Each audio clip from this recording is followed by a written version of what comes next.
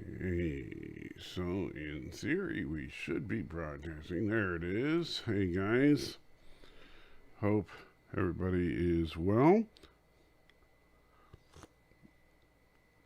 No, this is not goat milk. This is coffee. I'm not a Slovakian. Hopefully, Joseph will actually join us, as the name of this live stream is dedicated to my Slovakian friend. Oh, and of course, now I get a. Let's see.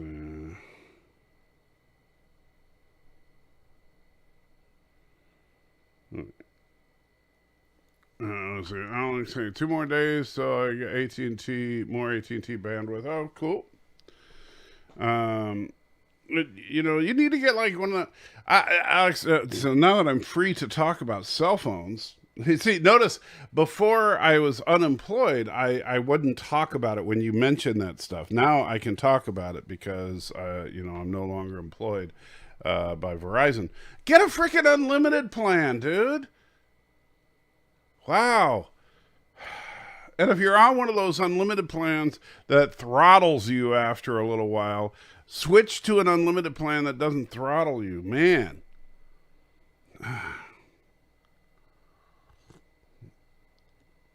Sorry. I'm spoiled, I guess, because I know the ins and outs of these stupid plans, and yeah, I never ever will go to a plan that throttles you. But I don't know what kind of plan you're on, and I get it. Sometimes, if you got to go with what the budget allows, sure, I get that. But yeah, unlimited plans that throttle you down after a little while, that sucks. Because then they're not really unlimited plans. They just call them unlimited plans. So hopefully Joseph shows up, because I gave him the title of this. By the way, and you may notice, so it says that there's a queue here to get into Diablo. This is something they instituted to prevent a lot of the crashes they were having with the servers. I'm okay with it. It's annoying, but it's better than the crashes. And it does seem to prevent the crashes, because ever since they instituted the queue, I haven't had a server crash. So I'll give them that. I think that this queue thing has fixed the problem. It just means that it takes a few minutes to get into the game if you log in the morning. Generally, if you log in the afternoon, you just get right in, because that's, morning time is the peak time. That's when all the streamers are getting on Twitch and stuff like that, which I will do again once I no longer stressing out over going to the doctor and dealing with the lawyer and dealing with the insurance and dealing with,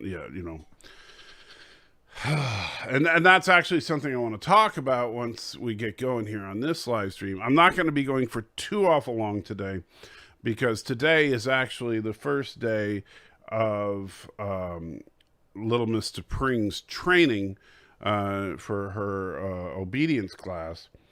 And so we're going to be leaving early this afternoon for that. But I want to talk about what we'll be doing with the channel, at least in the time from now until we get settled into whatever the new normal is going to be after the house is sold and we're in wherever we end up being. And that's still not 100%, like we may end up in Metropolis, we may end up in northern Alabama. It's probably going to be one of those two, just based on driving distance to Middle Tennessee. And I see, hey, number one sci-fi is there. Hey, number one, how you doing? Well, semi all right. Hold on, let me see. I need to get a new headphone. Say something now. I said semi all right. All right, there we go. I can hear you now. This is stupid. My headset jack is all messed up. If I take my finger off the wire, then I can't hear you. That's just stupid. So I have something here that you might appreciate. Let's see. A little friend. You ready for this? Let's see. Sure.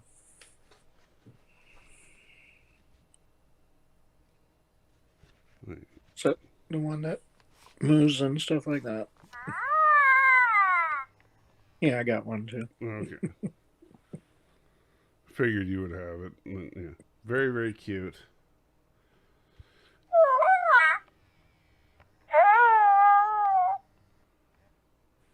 And hey, Robert and the Shadow. Who knows what evil lurks in the hearts of men? Apparently, Baby Yoda does. All right, go back to bed. You know what's funny, though, is now notice that little Mr. Pring has very similar ears to Baby Yoda. And when the two of them are next to each other, they she actually really reacts to Baby Yoda's little sounds and stuff. It's hilarious because Chihuahuas are very, like, how like hounds react to smells. Chihuahuas react to sound. And Cinnabon, how you doing? Hey man, you could like dye your dog green and have him be a Baby Yoda for Halloween. The problem is that since she's naturally black, I don't think the green would really come out. Well, he's got to bleach it first. I don't think bleaching or that would be kind of cruel. Good morning, guys. How's it going? I'm sure they sell some kind of dog sweater like that. I've seen little Yoda costumes for dogs, but the problem is nothing is small enough for her. She's not even 2 pounds yet. Dog is so Not tiny. my name Is it still just a baby puppy or is it fully grown? $3. Get some sheep cheese. So, if you didn't hear that, there was just a. Let me bring that back up. No, that's the wrong dashboard. Bring it up here. Yes, with YouTube. Thank you. Now you're gonna make me re-log in. Come on. I think it's so stupid. It makes me log in as Anti-Trekker, even though the account is Salty Trekker. Whatever. All right, so now I'm logged back into Streamlabs. We can go back to the dashboard. All right, come on. Just let me see. Yes, I see that. Let me get to the dashboard. Stop trying to show me ads. I don't want to see ads. I want to see the. Okay, let's see. I don't need to download anything. Just take me to the frickin' dashboard. I don't want to buy merchandise. What is it doing? Oh, no, this thing is being really stupid. Did they Say your screen name again. Huh? Say your screen name again. My screen name? Salty Trekker. All right, just wait for it to come up on YouTube. I'm watching it with the closed captions on, and the auto captions captured as Santa Trekker. Santa Trekker, really? Yeah. Gotta love it. Yeah. Okay. Recent. There we go. There we go. It was not my name in the title. So it must have been Yosef. Not my name in the title. Donated $3. Thank you. Not my name in the title. And says, get some sheep cheese. Oh, man. And Robert says, though, Alabama does get a lot of tornadoes, though. If you move there, make sure you have a tornado shelter. Good point. Like we do get the occasional tornado in this area, but not very often. But there is a storm shelter in this house. And, there you are, Yosef. And he says, yes, it was me. Well, come on up to the panel, Yosef. You see, this whole live stream was dedicated to you, my friend. Morning Goat Milk with Yosef. What a great name for a stream, don't you think? Awesome. So much better than the, people say morning coffee and morning, just no, morning goat milk. That's a name for a live stream. And something you really want when you wake up is some nice salty cheese curds. Yeah, some sheep cheese and goat milk. That's breakfast right there. That's Slovakian breakfast. Oh, Well, you have a hearty Slovakian breakfast of sheep cheese, goat milk, then you vomit and you're ready for the day. That's you are awake after that. That's for sure. But yes, and that is one factor I will say. If all other factors were even between Alabama and Illinois, I would probably lean towards Illinois, if nothing else, because of the tornado factor. So there is that. Wait, you lean towards Illinois because of there's tornadoes? No, because there's more tornadoes in Alabama than Illinois. Is there really? Yeah. Huh. And so you get, now both states are part of Tornado Alley, but yeah, Alabama does get hit more often. Oh. Illinois gets hit more along the lines of Tennessee. Tennessee doesn't get hit that often. Well, Texas gets pretty many tornadoes because of Matthew, right? Well, Texas they have Matthew. They don't need tornadoes. Matthew is a natural disaster. Also, he said, if you moved to Alabama, I would never badmouth the band Leonard Skinner, for your own well-being. Well, I wouldn't badmouth Leonard Skinner. I'm not a jerk.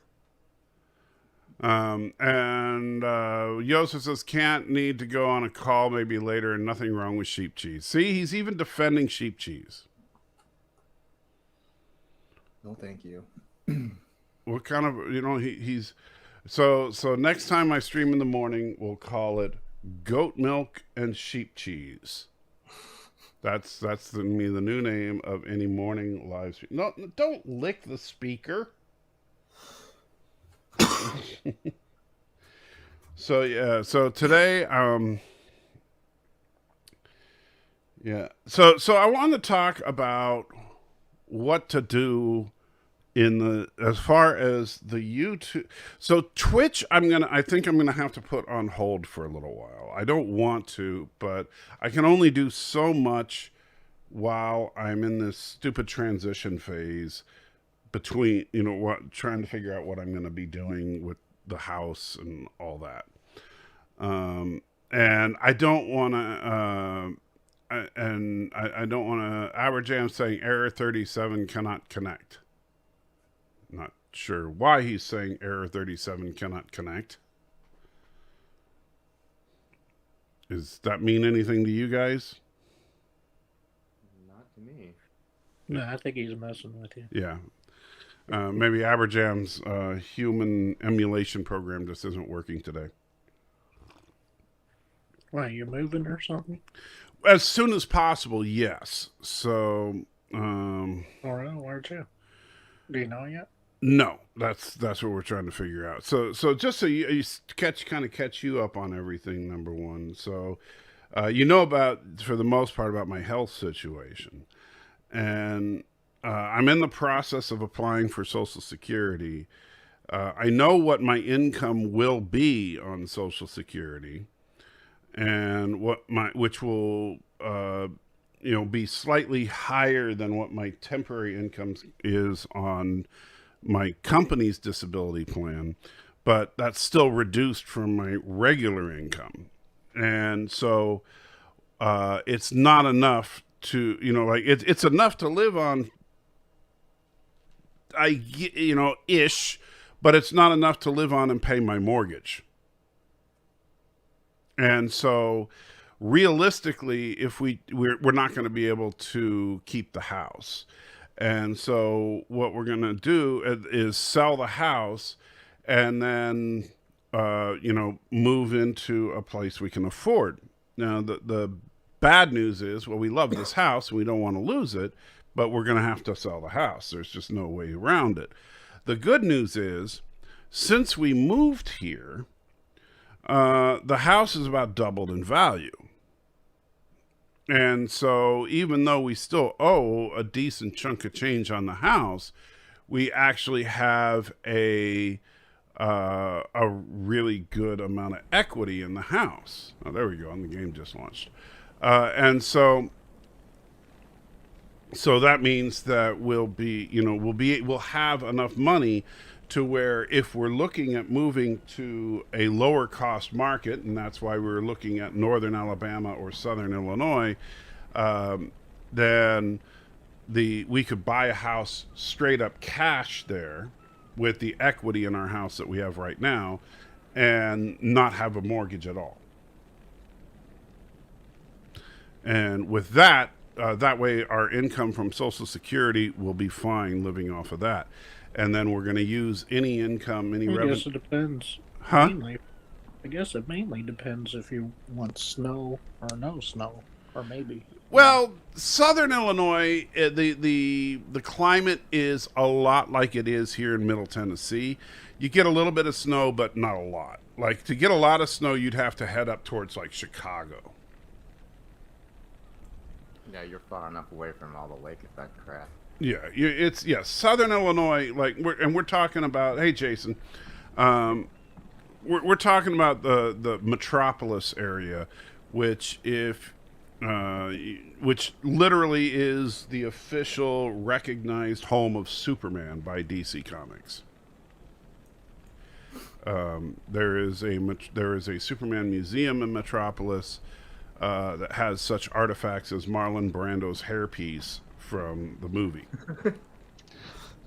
I was catching up on that 4-hour stream you did the other night, and I haven't finished it, but you were talking about maybe Alabama. Yes. With Huntsville so close to the northern border, would that not be perhaps medically more beneficial as far as access to the hospitals? That was the other factor there, Jason, because there's a couple of factors as far as where we move. One is it needs to be within driving distance of Middle Tennessee, right?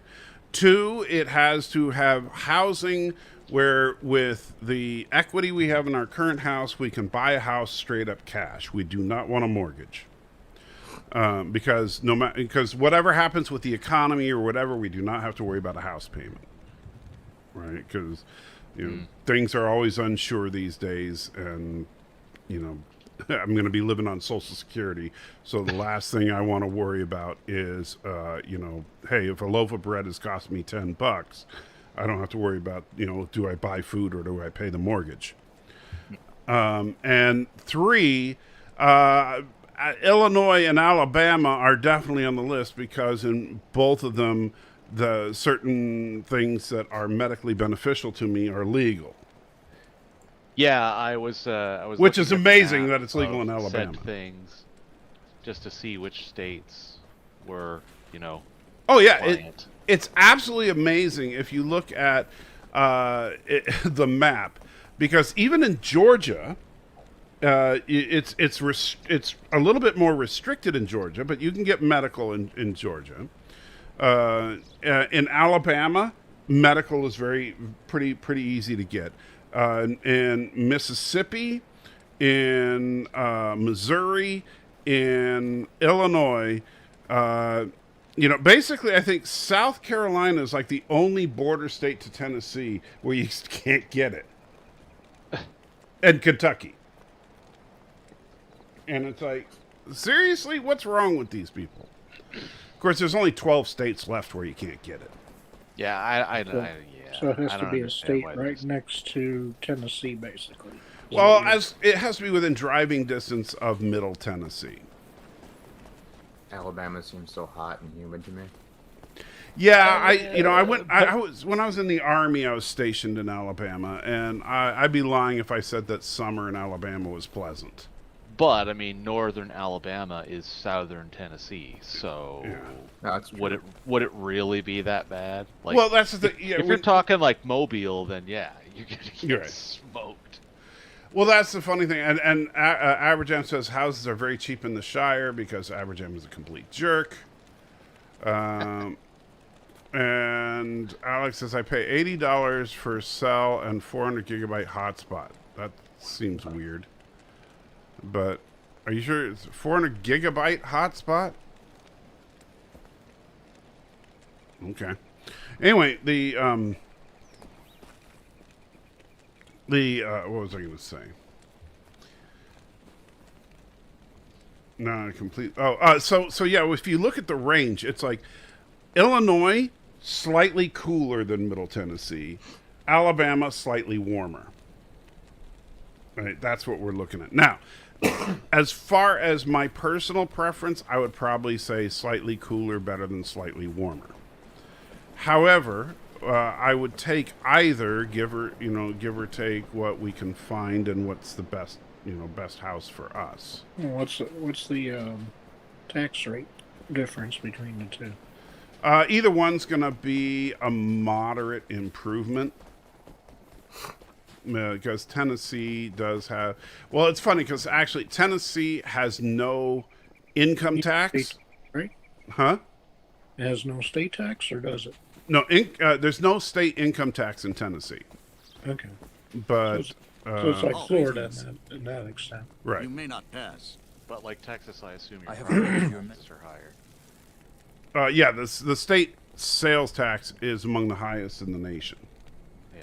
Because I know that's the one thing my sister talks about in Texas is that she was surprised to find out that the property taxes are nearly as high as property taxes tend to be in Canada. So right now, what I do not know is maybe I don't know if anybody can answer this because I know that most of the people that are subscribers of mine are not on Social Security. I don't know if Social Security income is considered taxable by the state. Well, that would depend on whether the Social Security deductions are taken off pre or post. Is it disability? Yeah, Social Security disability. Because I know in Canada, Social Security, social employment insurance, as it's called now up here, is taken off your pay pre-tax. So it is not taxed. So when you do withdraw it, you get taxed on it. Right. In America, I don't know how that counts. It'd be pretty similar as far as the government trying to make sure they get their share, so you just have to kind of find out those little nuances. What were you starting to say, number one? I said, do you have VA disability as well? I do not. I don't qualify for VA. Why not? Because I didn't serve long enough. What? It's a long story. Jordan says houses in my town are 50 to 60K, a couple around 100K. Wow, you live in a cheap neighborhood. That is dirt cheap. What state do you live in, Jordan? Because that is real cheap. I mean, granted, it varies a lot, but because like here, like my house, when we purchased this house, we purchased it for $200, and right now we could sell it for about $400. In the UK, also security is taxable once your income passes a certain amount. That's weird. I mean, well, why would your income pass a certain amount if you're on Social Security? They wouldn't. I don't know. I don't get it. People wanting to get their hands into everything. Yeah, I know. But like one of the catches up here that a lot of people don't know about is that there's a maximum. The maximum insurable amount is actually also the cap at which, if you made more than that. So, as an example, it's 55% is generally what you get, whether you're on maternity or medical or you lost your job or whatever. But that 55% stops at the maximum insurable amount, which I think right now is like 56,000 annual gross income. So if you make 75,000, you only get 55% of the 55,000. You don't get 55% of your 75,000 that you actually make per year. Right. If you're off for some reason. So a lot of people, they just don't even know that, and then they get a big surprise when they roll onto it. So it's just the nuances of things are just, if people always knew them, they'd vote different. You're in very rural southwest Minnesota. Well, that explains it. Yeah, I was gonna say, because even here in New Brunswick, man, that would be a cheap house. Housing market here has exploded because everybody in Ontario is getting out. Yeah, well, like in both, so in Metropolis, I've seen houses range from, like on the very low end, about 75,000, to the most expensive house that I've seen listed that would be about 300,000, which would be out of our price range, but an absolutely gorgeous house. And then, like, and as far as our, like what we want to do is once we sell our house, obviously we have to pay off our mortgage because, that's kind of the law. And, we can't just default on our mortgage, which would, be nice, but we can't do it. And so we pay off our mortgage, and then we want to get a new vehicle because we've never had a new vehicle, and buy a house cash. And that's so if we sorry, but just one quick note though. Are you sure you'd necessarily want to buy the house cash because of tax implications? Yes. Okay. Because the funny thing about that is people talk about that, and like even Bird has talked. Oh well, you don't want to do that because you save money on taxes by being able to write off your interest payments, and that's true. You do get to write off your interest payments, but you don't get dollar for dollar. No, it's not. It's not 100%. Right. I know that. And so I just know that you guys can and we can't. We don't have that option. Right. So the funny thing is, like, let's say if you pay $100 in interest, then you write off that $100. That just reduces your taxable income by $100. It doesn't save you $100. No. So if it reduces your marginal tax rate by 35%, and you're up in the 35% range, just for sake of right. So then we'll save you $35. Exactly. Yeah. And so, oh yay! I paid $100 to save 35. That makes no sense. Yeah, I was just thinking from having a large reserve of cash from the house, if there was like a strategic combined with the taxes perspective. To me, it makes more sense because just thinking about my situation, it makes more sense for the long-term security of just knowing that I have no debt. Well, and your house being paid for is huge, because I know that's one of the big goals for us is to make sure our mortgage is paid off before we get up to retirement age. And yeah, so Aberjam says inheritance tax, the biggest effing scam in history. It should be abolished. I tend to agree with that. That's one of we actually owe some back taxes because of that. That's another thing we have to pay off when we sell our house. Is some taxes from when my mom died, but it is yeah exactly what Aberjam just said. Yeah, what's that? Your parents are dead, so give me their money. Yeah, it's like, well, it's stupid. But they were talking about doing it here, but that won't float. Yeah. I'm not a big fan of tax law. Just not a fan. Anyway, so we do want to get a new car because, like I said, we've never had a new car, and we want to. Will you stop? Just here. This is your stick you're supposed to chew on, not my fingers. Yeah, the stick. Or you can chew on your turtle. I'm being attacked by my dog. What's that? What's that, number one? I said I'll listen offline. I gotta get going. Oh man! All right. I'm just being mauled by a chihuahua. You can get a pretty good house out there in Metropolis. There's 4 bedrooms for $138. That's not bad. That one, oh, I know the one you're talking about with the wraparound porch. Yeah. Yeah, that's a nice looking house. Yeah, 4 bedroom, 2 bath for $138. That's one of the ones we're considering, actually. Nice. There's another one for 159. That's I think it's a three bedroom, or it's like, or it's a 4-bedroom, 3-bath that we really 4-bedroom, 3-bath. It's got like a on Hospital Road. Yep. Yeah, that's another one we're seriously considering. We've actually talked to the realtor up there about it. Because one of the things that we're looking at is, okay, does it have, like, and the nice thing, we could be very strategic about it as far as the house we're going to buy. We're thinking, okay, master bedroom for me and the wife, obviously. We need a bedroom for my son. We want a guest room so that, you know, somebody comes to visit. So like my daughter or whatever come over. And then then I need a place to do my YouTube stuff. I need an office, or, you know, a broadcast room, so to speak. And then just lessons we've learned from this house. Like this house is a 3-bedroom, 2-bath.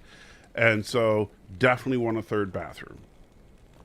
You know, because one of the things that sucks is, like, one of the reasons that I had to move my office to the dining room is that I can still manage to get up the stairs, but what I can't do is go up and down if I need to use the restroom.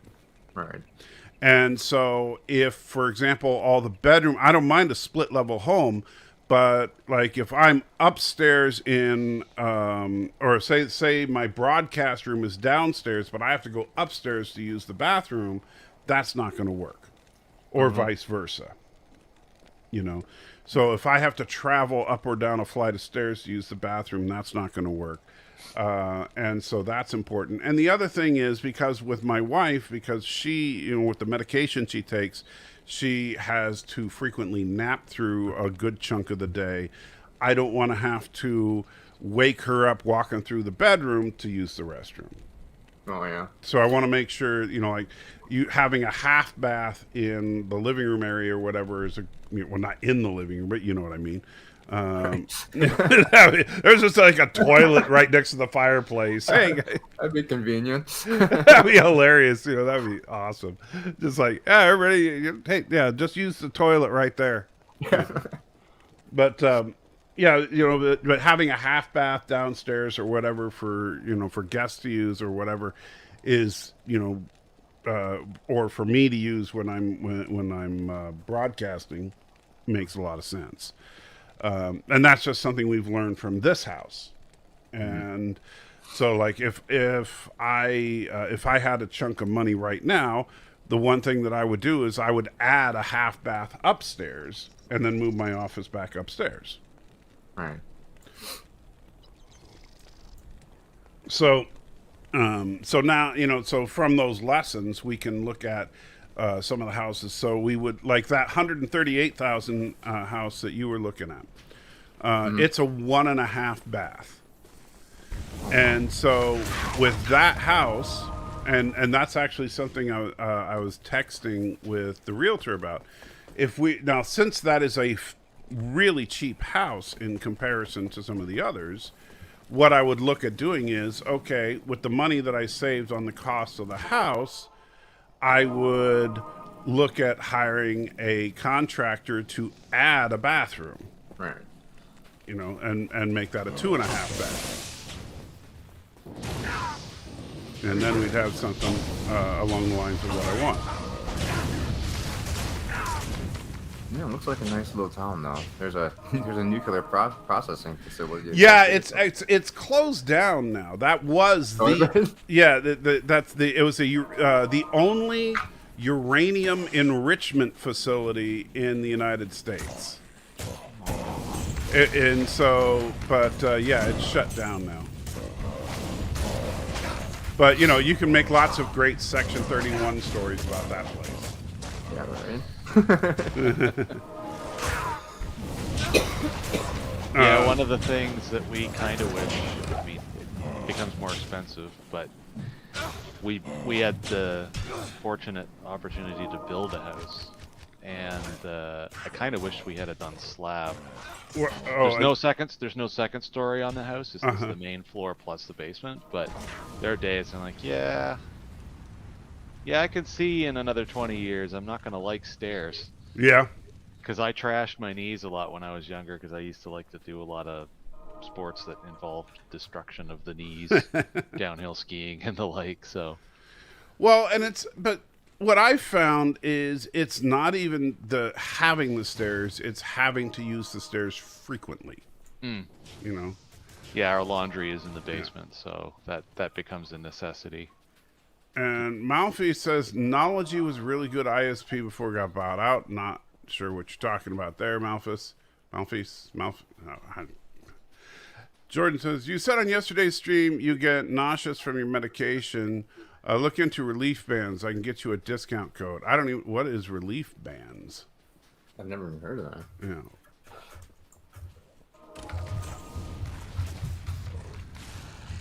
What county is Metropolis in? It's like Massac County, I think it is. You're looking at it. Massac County. Yeah.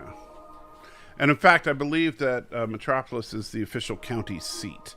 Like that's where the county government is. The registrar and all that. Yeah. What are you doing, huh? Yeah, you caught me. I'm on a... All I'm doing today is a lot of slow debugging. I was like, oh, cool. I get to hang out with people while I work. Because all my people are out. Charity's working, and my son is off at his job placement, so... Very cool. Well, give me just a second. I think she needs to go to her kennel, so give me just a second here. I will be right back. So, keep everybody entertained for a second. So let's talk about 1940s Germany. Oh, great. Thanks. That's how, what was it, on that 4 hour when Mike stepped away, that was the big joke. It's like, let's talk about masks. Right.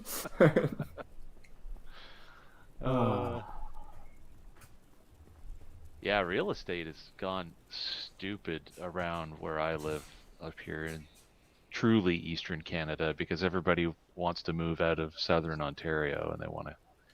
We have this joke up here. We call it East Coast rich because there's still such a difference in price between Ontario and here that if you sold what you've got in Ontario and moved out here, you'd feel like a millionaire immediately.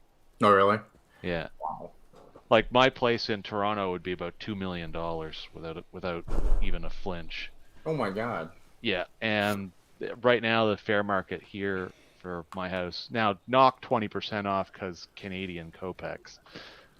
So, but like to translate it to American, knock like 20% off that, but. Right, yeah, what are you saying to get me in trouble? Just house prices. Okay. We kept her clean. Yeah, like my place is probably market value about 300, but it would be like 2 million in Toronto. Jesus. So a lot of people are scooting in a mad hurry and moving out here, so it's distorting the market quite severely. They sponsored Dan Boinglo show. Bongino? Maybe? Where's that? Which comment? Oh, Jordan. He's talking. Oh, about, there I see it. He's talking Yeah, about Dan those bands for the nausea thing. Oh. Maybe. Dan ended up with shoulder cancer or something like that. So he's actually been going through it. Mm. Ever played Clive Barker's Undying? No, I have not. However, Clive Barker is a heck of a writer if you can stomach his work. Clive Barker, known for Hellraiser. Also, interestingly enough, wrote the original Candyman. Which, if you have not seen Candyman, is a very well-written story. That was a good movie. Yeah. And the remake was interesting, if a little jaded at the end. And so, I didn't particularly like where they went with it at the very end, but I did think it was good. Which movie was it? I went down the hall so my wireless dropped. Candyman. I love that first one. Yeah, I thought the first one, I think Clive Barker is a great writer, and it really shows with that. And I didn't even, because we saw the first one when it was in theaters. I didn't even remember that it was a Clive Barker story. And then when we rewatched it the other day, I was like, oh, I didn't because it says, based on it had Clive Barker listed as a producer, and then it said based on and it said the name of the original novella that Clive Barker wrote. And I was like, okay, well, the new one, don't get me wrong. I think Jordan Peele is a very talented filmmaker. And it does not bother me that he wants to focus on social justice as a theme for his films. That doesn't bother me at all. What does bother me is that he missed the point of Candyman. And so he basically turned Candyman into the Black Avenger. And I mean, he turned him into a superhero that gets, bad white people.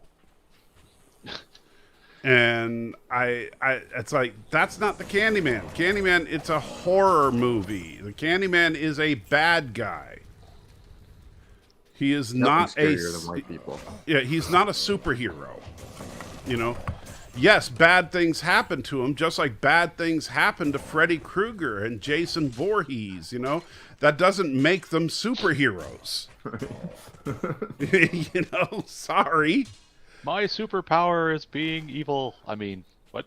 Yeah, I'm sorry, but and like but it was well made. It was absolutely well made. And right up to the end, I was on board with it. But then at the end, when Candyman just started, ripping to shreds all the basically bad white people, I was like, I was having a little bit of a tough time with it.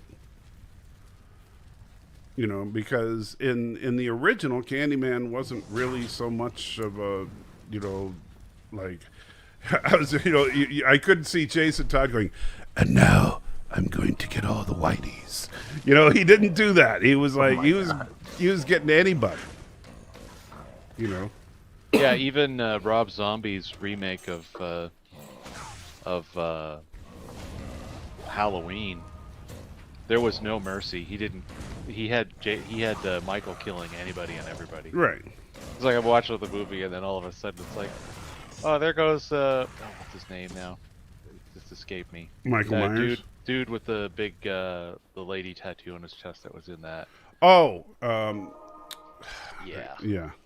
Yeah, and he was such a nice guy because he was like, "Hey, Mikey," and it's like, "Nope, you gotta die too."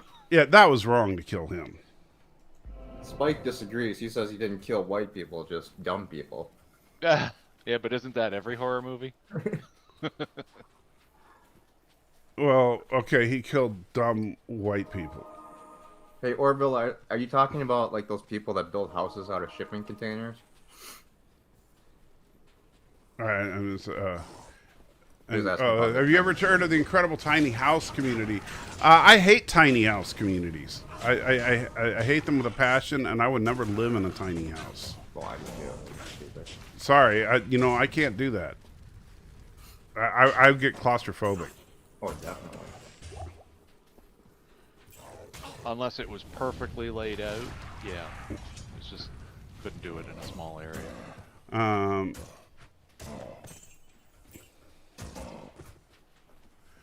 And why am I still on the stream? I guess, am I that crazy enough to continue to listen? Well, you are crazy, Elihu, but you can come join us. Come on up. There's room for one more crazy. No, and that's the thing. It's like, if you look, Rob Zombie's Halloween, I think, missed the point as well. Because Michael Myers in Halloween was not an abused kid trying to get revenge, right? and you know, I know he was trying to humanize him, but Michael Myers didn't need humanization. In fact, that's the opposite of what he needed, because the whole point of Michael Myers is that he wasn't human. Yeah, I mean, even the fact that it's kind of funny actually, because the fact that Rob kept the super strength in play, Right. but yet still tried to demand that you expected some kind of normal humanity to be lying underneath everything. It's like, Right. well, that does. I mean, I enjoyed watching it, but it's wholly wrong. Right. And the dude that played Michael, he was creepy. All right. But the problem is, and like even with the kid that played him, like the kid did a great job. The dude that was huge. I mean, that guy was a monster. That played the adult Michael. I mean, all around, it was a well-made movie and everything. But honestly, I think it would have been better if it was called something other than Halloween. You know, if Rob Zombie just done it a little differently and named him something other than Michael Myers and made it something other than Halloween. Yeah, and I don't know if, I mean, because that's 2007 or so. Yeah. I don't know if that's necessarily marks the beginning, but of what I'm about to say, but there seems to have been in the last 15 or so years a push to try to put a human face on otherwise perpetually known as villain individuals. Like Right. you've got the movie Maleficent, which tried to make Maleficent look, you know, like she was the one that was in the right almost. Right. And I mean, funny thing is Maleficent as a movie on its own was okay, but it's not. But it wasn't Maleficent. And it wasn't. You don't make a movie like that in a vacuum. You made Right. it because there was source material that made you think that you could get away with doing this. Well, but like people who are genuine, like my wife, was, and but let me just, so Professor Brady, not Professor Brady, Orville, said they aren't so tiny. You put two of them together. I don't want to live in conic containers or any of that. No, I want to live in a house. I'm sorry, I'm an old-fashioned boy, and so I understand that there are alternate ways of living. I'm too old for that. Iron treehouse. Yeah, I'm not living in a tree house. I'm not living in a conic container. I'm not, you know, I'll live in a starship if that opportunity ever comes up. But Now there you go. Build a replica starship. yeah, I'd do that. But granted, the wife might not like that one. But I do that one. But yeah, outside of that, give me a good old fashioned house. Anyway, so with Maleficent, my wife was really looking forward to that movie. Angelina Jolie looked like Maleficent, right? When we saw the trailer, it was like, wow, she looks just like Maleficent. And B, my wife was a huge fan of Maleficent from the movies. She was like, oh, this is going to be so cool. Maleficent was her favorite villain. This is going to be awesome. Can't wait to see it. And then we saw it, and she was like, what the F? Why did they ruin Maleficent? Why was Maleficent so nice? You know, Maleficent's not supposed to be nice. You know, Maleficent's supposed to be an evil bee. Yeah. You know?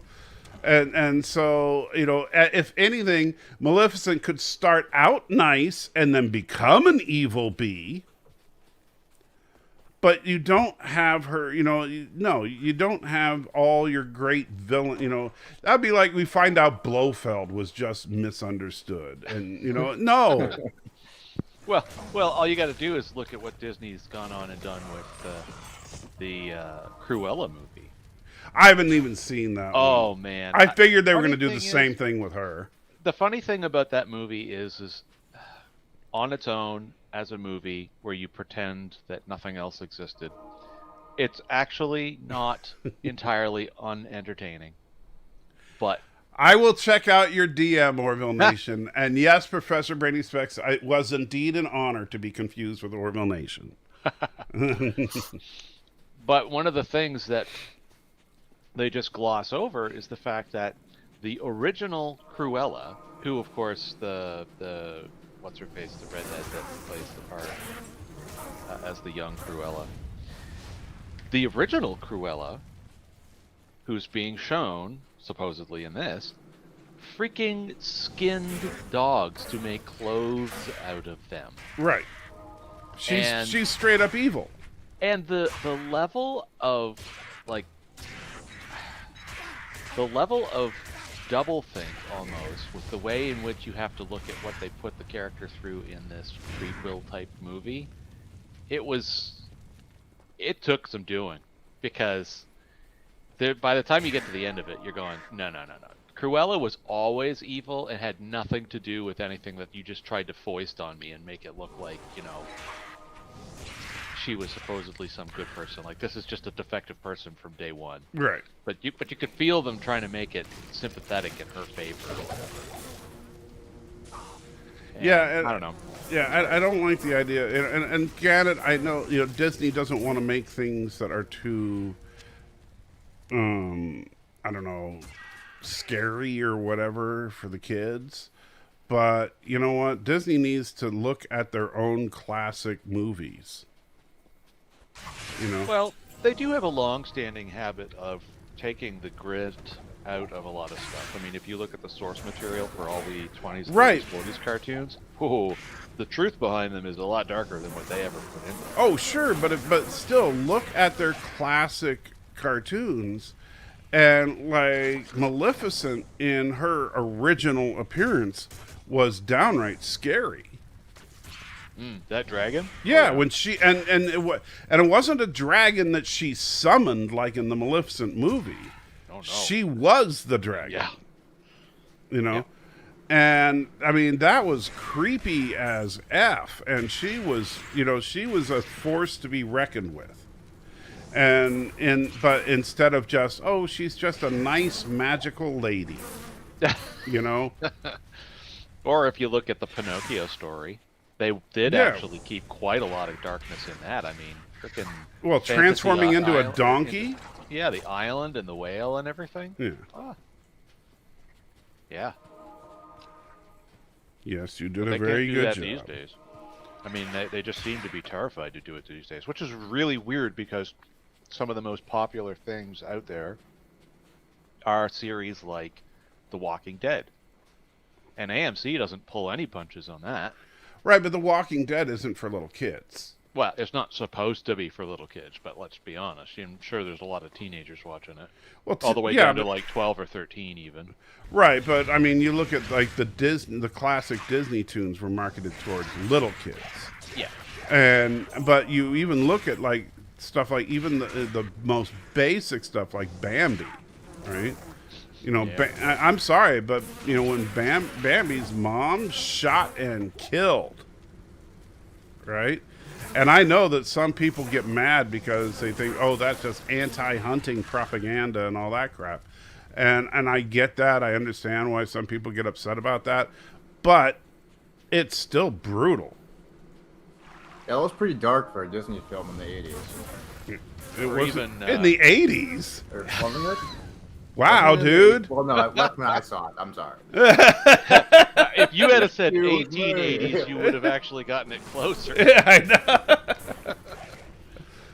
Or like you look at like the first animated feature of all time was Snow White, and the Wicked Witch was trying to kill her. Yeah, she wasn't looking to just hurt her a little bit. Yeah, she wanted her dead and buried for all time. No, I don't know. Well, I guess the other thing too that comes up from some of this is it seems like people are afraid to be creative, but like super creative, new idea creative. Right. I mean, obviously you're going to stay within the 7 or whatever number of different types of fundamental stories you can tell, but there's still plenty of Grimm's fairy tales you can adapt. Oh yeah. And there's plenty of new stories that could be told if people were willing to take a shot at telling them. And I don't know, it's really weird. They think that they're going to lose money, so then they just retread everything, or try to make some weird prequel thing instead of, you know, I don't know. I mean, and the funny thing is it affects properties that we like from a science fiction perspective. I personally think that the mistakes made with the Alien world were because you had 2 bad sequels. Well, one properly bad from a critical perspective sequel, and one that was just a train wreck that poor David Fincher got stuck holding the bag on. But Ridley goes back, tries to make some prequels, tries to reimagine his, I mean, we'll call it his childhood, but reimagine the beginnings of his career in some way, maybe, I don't know. And then he cranks out 2 complete failures, but he's trying to build off of the legend that was the first movie and makes a mess out of it. And now there's supposed to be like a freaking Gladiator 2 movie coming out, which makes no sense. I mean, the main character is dead. And in fact, my understanding is it's not going to have, basically, it's not going to be about any of the main characters from the original. It's going to feature, it's going to be about the kid. Lucius, yeah. Yeah. And it's like, well, nobody cares about Lucius. Nobody cares about Lucius. Most people don't even know who the heck Lucius even is. Yeah, unless you're a nut and you've watched the movie 30 times like I have. Exactly. Lucius was a foil. He wasn't anything more than a foil. Yeah, he was just there to be a plot point to remind Maximus of what he lost. That's really, I mean, he wasn't there for any other real purpose, you know, to remind him that he had a son too. Yeah. And so now we're going to see him 20 odd years later or whatever. And look, oh, now he's emperor, and what? Another gladiator rises to power or something? I don't know. It's like, who cares? Jim John Honshu shows back up or something, and it's like, I need you to help me find something. I don't know. Yeah. Because, I mean, the only real major character from the movie that, other than obviously Lucius and his mother, is, of course, Jim John, however you say his first name. Jaimin. Jaimin? I think it's Jaimin, yeah. But yeah, his character, of course, because, you know, he decided to travel home to go and find his family. Yeah, you just have Gladiator 2, The Search for Jaimin's Family. You know? And we'll find out that Jaimin's son, who is now an adult, has been captured and is now a gladiator and needs to earn his freedom by competing in the games. Just like this big, hot, like, derivative mess. Yeah. There we go. We've got the plot. What do you think? Think it'll work?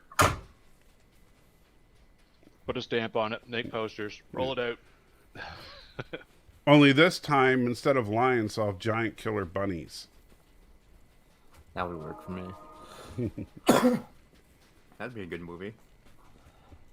Well, you're going to be in the movie as the bunny keeper. Snakes. Hate snakes. I'd do it. Well, that's why you're going to be in it. They know you do it for free. Yeah, and the leader will be like a copycat of the, what was that thing called from America's Funniest Videos they always had on? Was it I want to say Jabberwocky, but that's from the poem. Jackalope. Oh, yeah. The rabbit with the horns. Now you will face the Jackabunny. The ultimate terror of the games.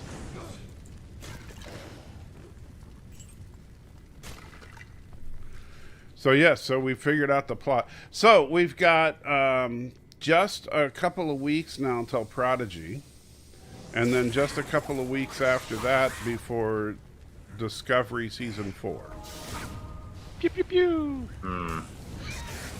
Yeah, so first of all, any thoughts on them overlapping the two?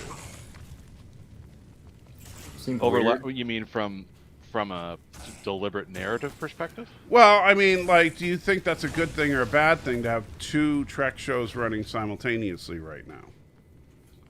I think probably just because the community is so split in half for people that want to see your legacy Trek stuff and people that want to see new stuff. It's probably a good idea to run, one in each era or whatever you want to call it. Well, and Prodigy's supposed to be a Nick show, so it is a Nick show, so that means it's targeting a different demographic. Right. Yeah. But the question is going to be, the big question is, will Prodigy be any good? I mean, probably not. And what is the genuine age category of appropriateness for Prodigy? Didn't they say they were moving it off of Nickelodeon and putting it only on CBS now?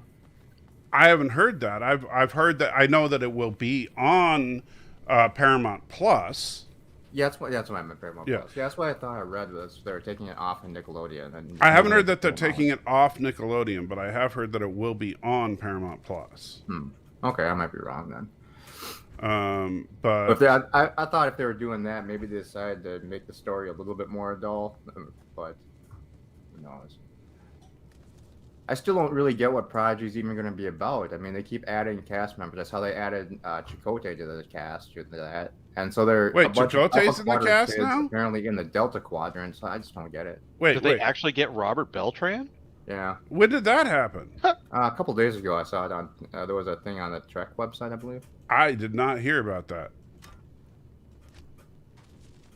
Well, crap. Now, I don't know, man. That throws me off. So Robert Beltran's on the show now. Yeah, I don't know if it's just a guest spot or if he's going to be on there for a while, but. All I know. Well, they'll just give him nothing to do, so it won't. I think that they were actually talking about that Collect in the a article paycheck. too. Well, he had nothing to do in the show. That'd be hilarious. They'll have him just come on the ship and then do nothing.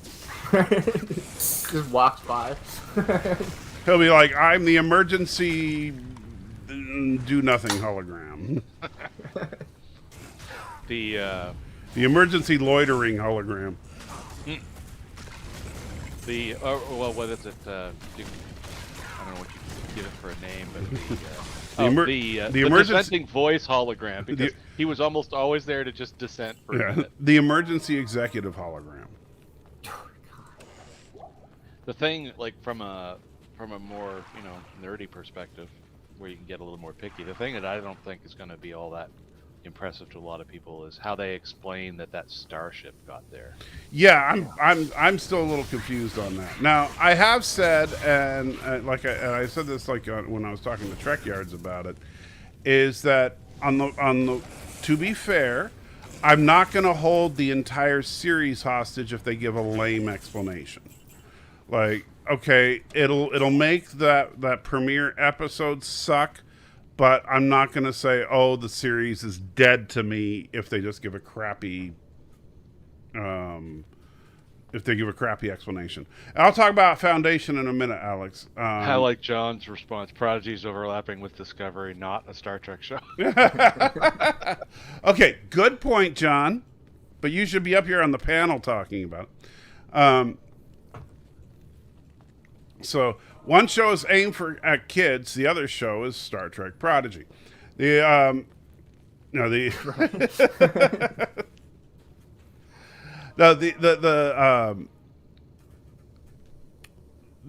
problem is that now they keep changing. Like, I've heard conflicting reports as to what the appropriate age group for this show is going to be.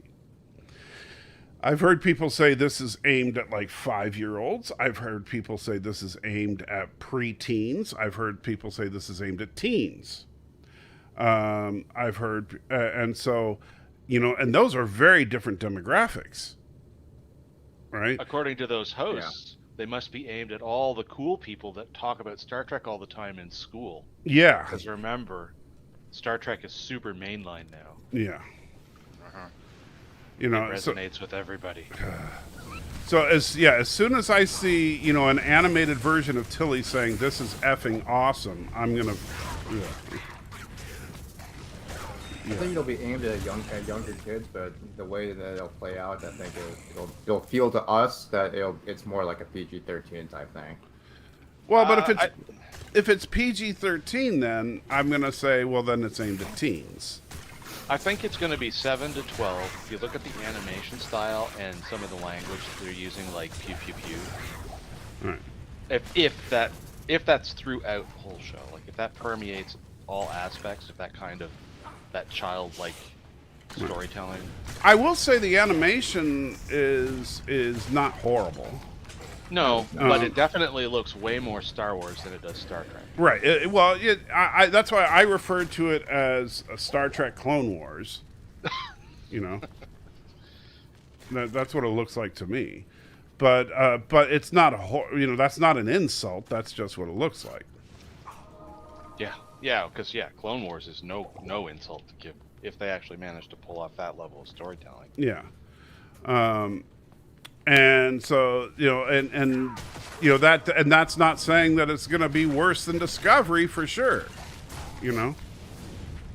because, that it could definitely be a better show than Discovery. And that's why, I mean, I'm going to watch it because I'm hoping that it'll be better than Discovery.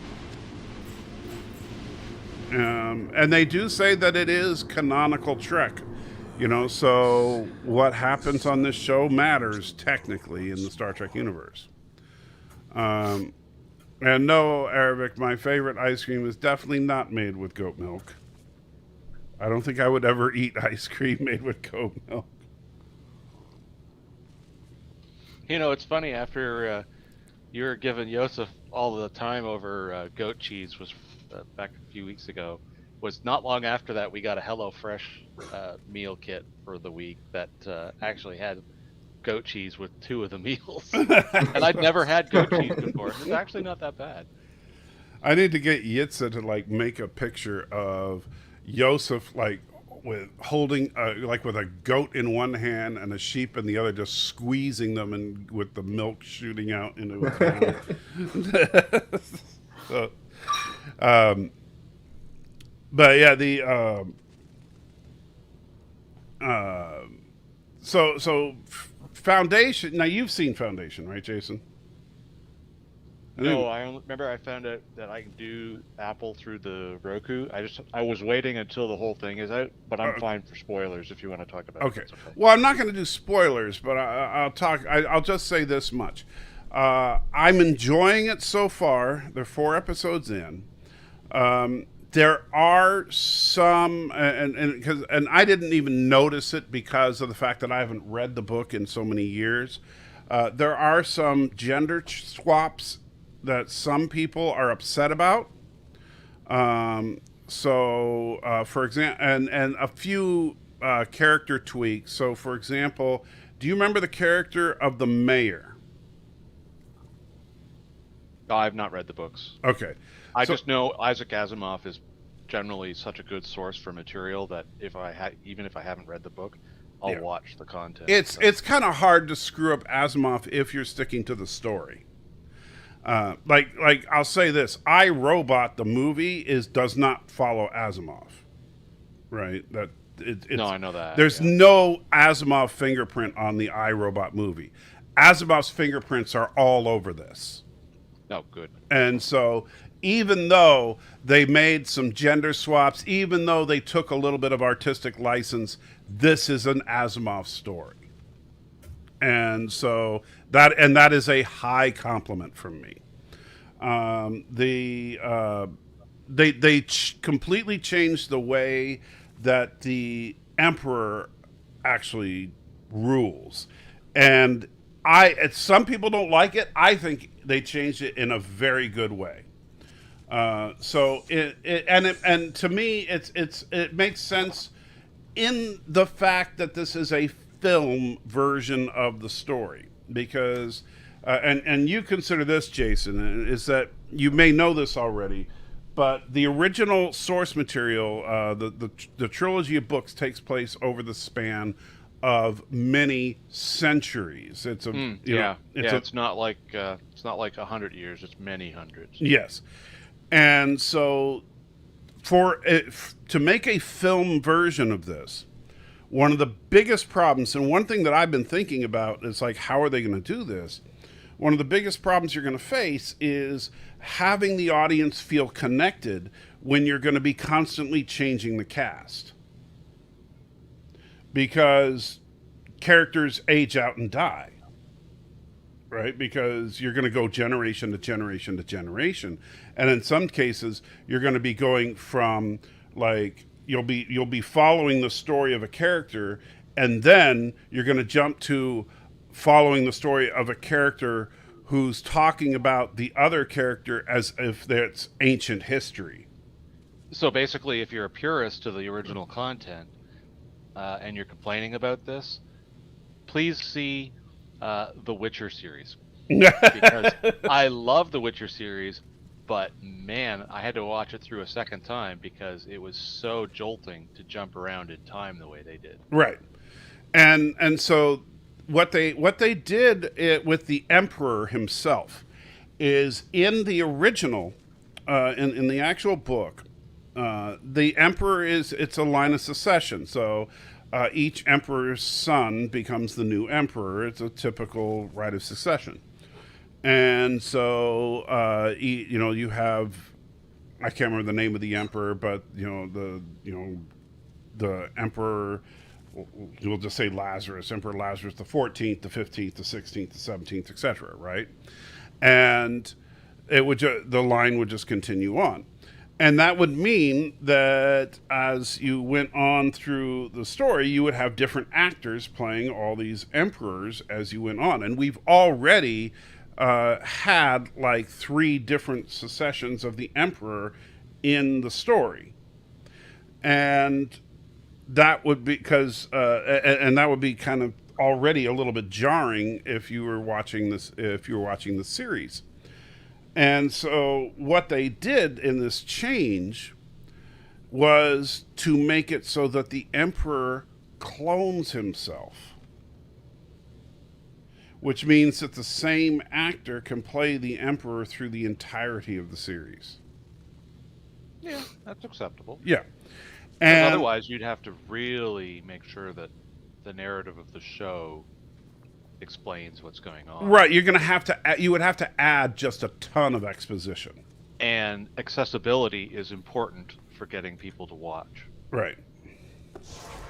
And this is already some heavy stuff. I mean, when we get in, there's some stuff coming. I mean, because just having read the books, there's some stuff coming that's already going to be difficult for people to follow. And they've already dealt with things that are just mind-blowingly big in scale. Like the fact that they had a terrorist attack that left 100 million people dead. Right? And so things of that kind of scale. And so to try and throw in no sense of continuity would make it even worse. So the changes that they made in that, thank you, Cleon. Thank you, number one. It was like driving me crazy. So Cleon the first, Cleon the second, Cleon the third, and so it's all the same guy. And so there are 3 actors that play Cleon, because what they do is at any given time they have 3 Cleons living, and they refer to each other as Brother Dawn, Brother Day, and Brother Dusk, and Brother Dusk being the eldest. And then once Brother Dusk reaches a certain age, they basically bring a new clone out, and the new clone becomes a new Dawn, and then they retire the old Dusk. And which is a cool idea, you know? It's a nice little bit of poetry in there. Right. So I think it's a cool idea. And so anyway, so I do highly recommend it. If you like Asimov style writing, it's in the story. If you don't know the story, you won't know about the gender swaps, so don't stress over it. If you do know the story, you know what? Don't sweat it. If you're going to get that worked up over the gender swaps, then just don't watch it. Yeah, I'm not too worried about that. Because we've seen we've seen from some pretty good franchises, science fiction or otherwise, where they've had little choice in the matter in some cases. Right. Like that whole business that went on with when they remove a character entirely, it doesn't even matter about gender swaps. The removal of Alex Kamal from The Expanse because Right. the actor was a d-bag outside of work, Which is too bad. yeah, because he played that character so well. It's really sucky that we're gonna lose him in the 6th season. But they've got what's his face that's playing the character Bull that's basically sliding in, and then they've got Clarissa, of course. Clarissa Mao is on board, and I don't know if that character came on board from the books or not. I'm not sure. That I don't know. Yeah, So no idea. So the way they're padding out the cast on the Rocinante is fine by me because they haven't gone and done anything bizarre. Or apparently there's a new cast member that's going to be in season 6 who is a gender swap from the stories, but I don't see any risk in that because we've seen nothing but good overall results from Ty and the other guy's name that are what looks like a single name. The author, but the 2 authors of the books, because they've stayed so involved with the whole process. Or even if you look at the new Dune movie, which looks incredible. Did a swap. Oh, a friend of mine watched it, said it is probably one of the most visually stunning movies, short of something like watching Blade Runner for the first time back in the 80s or something like that. But unfortunately, it desperately needs a part 2. Apparently, it just stops. Well, part 2 is in production, from my it's supposed to be. Has it been confirmed? I thought it was. I thought they were, because they shot them back to back, didn't they? I don't know. Let me just double check IMDb. I'm pretty sure they did. In production or not? Denis Villeneuve, and survey says pre-production. Yeah, so it's not been shot together, but it's listed as pre-production. I could have sworn it was shot already. Because let me see. But yeah, he said if they don't have more to it, then you've got a problem. But he said other than that, he said the movie was fine. And I actually watched Jeremy Johns talk about it, and he basically said the same thing that my friend said was. I guess you're right. Yeah, it says, according to Variety, the 2 parts of Dune were not shot back to back because Warner Brothers, the studio, wanted to see how Dune performs in theaters and HBO Max when it was released to see before they bankrolled part 2. Yeah. So, and Trace brings up a good point too. Kamina, drummer, probably one of my favorite characters of the entire 5 seasons so far, was actually made to replace a pile of different characters. Which one's Kamina drummer? Which she's the she was the second in command of Tycho. Oh yeah. Yeah.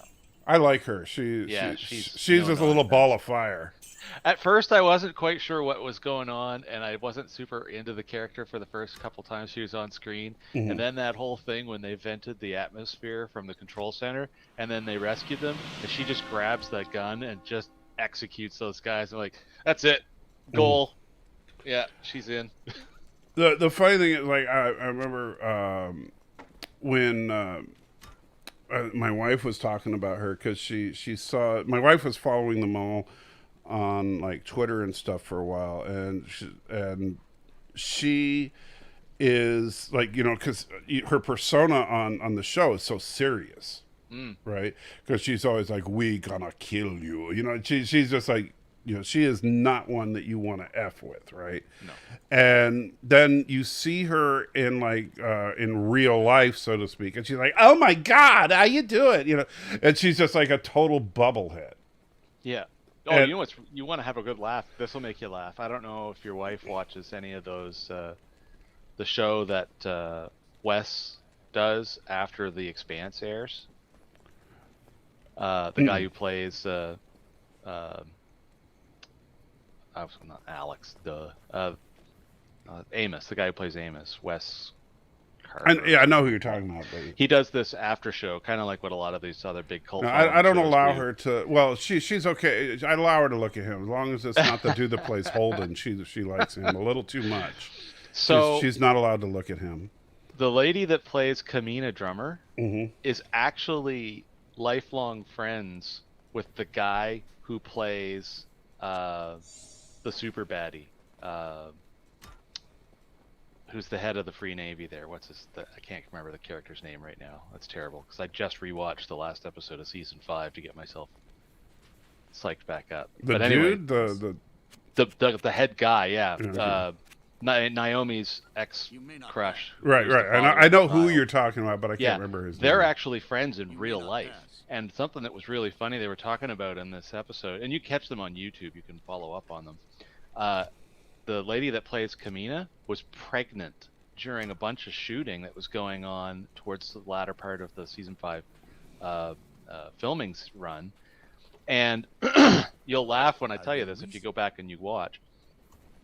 All the scenes when they're going over to visit, or well, make peace, so to speak, on the Martian cruiser that he's made his flagship, Mm-hmm. she's pregnant in those scenes, and they hide it by making it look like she's just wearing space gear around her belly and stuff. Oh, that's funny. And then because she and the guy that plays Superbad are super good friends in real life, to get a reaction out of him, and it wasn't intended, like the director didn't say to do this, she actually, in that scene when they're really, really close together, when he comes down off the podium, mm-hmm. she bumps him with her baby bump on purpose to get a reaction out of him. So that reaction on his face that went to Cannes, so to speak, mm-hmm. that was created because of her. Now you see that's how you do it. That's when you mess with actors. It's like I don't know. Did you watch movie night this last week? No, that's too late for me because of the 2-hour time difference with you guys. Well, you see, you're a jerk. I'm a lightweight. Yeah. We watched Star Trek 2. I saw that. Yeah. And this week we're going to be watching Star Trek 3, but. When we were watching Star Trek 2, and one of my favorite things to point out to people is one of those moments is that when they find Chekhov and Terrell on Regula 1, and when Kirk opens the little closet and finds them, Saavik or Kirstie Alley does not know ahead of time that William Shatner is going to shatter the glass to open the door. That's right. That's why. And so you see her completely freak out when he shatters which is so funny because she's a Vulcan and she's just like, oh, yeah. Yeah, I totally forgot about that. Yeah, so right when he's getting ready to punch the glass, I'm like, now keep your eye on Saavik. Yeah, there's great stuff like that, like the alien popping out, of course, that's is a the classic number one of all time because what's her face had no idea that was coming, not even a little bit. So everybody's reactions were genuine. No, it's good when you can pull that kind of stuff off because it's much more believable to the audience. It doesn't seem so contrived, I guess would be a way to put it. Well, they did the same thing in Aliens, right? Where they didn't tell people that the alien wasn't going to come bursting out of the guy's stomach. Right, that's what you're just saying. Is that when that first initial thing where the thing pops up, they didn't. The only person that knew about it was William Hurt. Yeah, because they had to set him up underneath the table and all that. So he knew about it, but nobody else did. So when everybody was like grossing out about it, is because they did not know that was about to happen. And of course, you notice a couple of the girls were like, kind of getting behind the guys, going, "Yeah, you deal with that." I'm done. And Veronica got that big squirt of blood across her face. Yeah, all of that. Oh God! That's not dubbed over. That's her freaking out. Which is that was like one of the best reaction scenes ever. That's definitely a one-take scene there, though. That's the problem, is that if you screw it up, there's no second take on that. Did you guys happen to watch the Aliens movies that made us behind the scenes? That's on Netflix. Yeah. It just came out. They did a release in time for October, and it's all like scary or horror movies. I like the bit where they were talking to Sigourney, and she was disappointed with the way she said, "Get away from her, you bitch." Except because she wanted to go down in tone, is what she said, to make it sound more forceful. And she said, believe it or not, James Cameron was like, "That's perfect. That's a take." And that was it. And that's what they went to film with. And Bird O Prey 5 joins us. Hey, Bird. Hello, world. Aren't you going to say the whole thing? Hey. Did you successfully clean your desktop? Hello, world. It's Birdo Prey 5. Kapla. There There you go. There. I did not. My desktop is more disorganized than ever, but I can find what I need, so that's all that matters. So That's clean what your some of the desktop people I day work was a with. complete abject failure for you, is what you're saying. It's not recognized by Peroga. It's a what do you, it's a Is Is Goat that Milk Day Cinnabon with using a Yosef? fake name? it might be. What? Is that Cinnabon using a fake name? It's not a fake name. I'm a normie compared to you. You're not a guys. normie. You guys are way more knowledgeable about all about On out of this group, I think Mr. $5,000 Enterprise D. Yeah, You're that's the the only. That's like the only. What? You have Star Trek. You have Star Trek models that cost more than my hospital bed. And, Man. That's actually scary to think about it that way. Yeah, that's pretty terrible. well, actually, the hospital bed costs a lot more, but still, it's close. I've had cars cost less. Well, so have I. Bird of Prey's had In fact, prostitutes my that cost first two less. cars together cost less. Yeah, I got a kick. The girl that was dancing with you, did she cost more or less? No, since I didn't pay her. Okay. Yeah, I got a kick out of your desktop and how you thought it was as bad as it was, because I could tell you there's some people at work who I've worked with over the years, and like your setup, we're all double monitors, a lot of us, and both of the monitors are completely full of icons. Well, at least I made a concerted effort not to block the Defiant. Yeah, I saw that. I couldn't do it everywhere, but Yeah, the vast majority of the ship is visible. I was working on some Minecraft stuff, and I had you over on the other monitor, and then I kind of glanced over when you said, "Oh, and here's my desktop." I looked over, and perfectly set aside is this one little area for that hallowed ship. Yeah, but the Defiant's a piece of junk, so who cares? Yeah. You know what? Today, don't watch today. The Why? Sacrifice of Angels Day. Oh, well, yeah, you're going to watch a crap episode. Then. Why don't you watch some good Star Trek? The episode that was right. I'm sure it marks the downfall of DS9 Yeah. to you. No, that would be what we left behind. Let's like the dive first into a fire pit. That's a great Yeah, way that to... was You kind of. don't like Gul Dukat's transformation. No, I don't. Joran. That was. I don't like anything that involves Gul Dukat and Kai Wynn having sex is really bad. Okay. You're just not adult enough. Oh, that's what it is. Yeah. Or maybe I just don't want to watch Gul You don't Dukat. understand the forbidden love between a Kai and her Cardassian overlord. Her Cardassian overlord. Okay. You know, it's funny that Marco Limo hasn't gone on to do more heavies or villains and stuff in more popular things, because He's really good as Gul Dukat. From what they showed in the documentary, he was not well liked. Sacrifice and Trace. I'm just giving Bird a hard time about Sacrifice of Angels. I don't think it was crap. I just think the space battle was somewhat lacking when you compare it to battles like Mutara Nebula. It's The unfortunate. 15,000 ships versus the 2. What?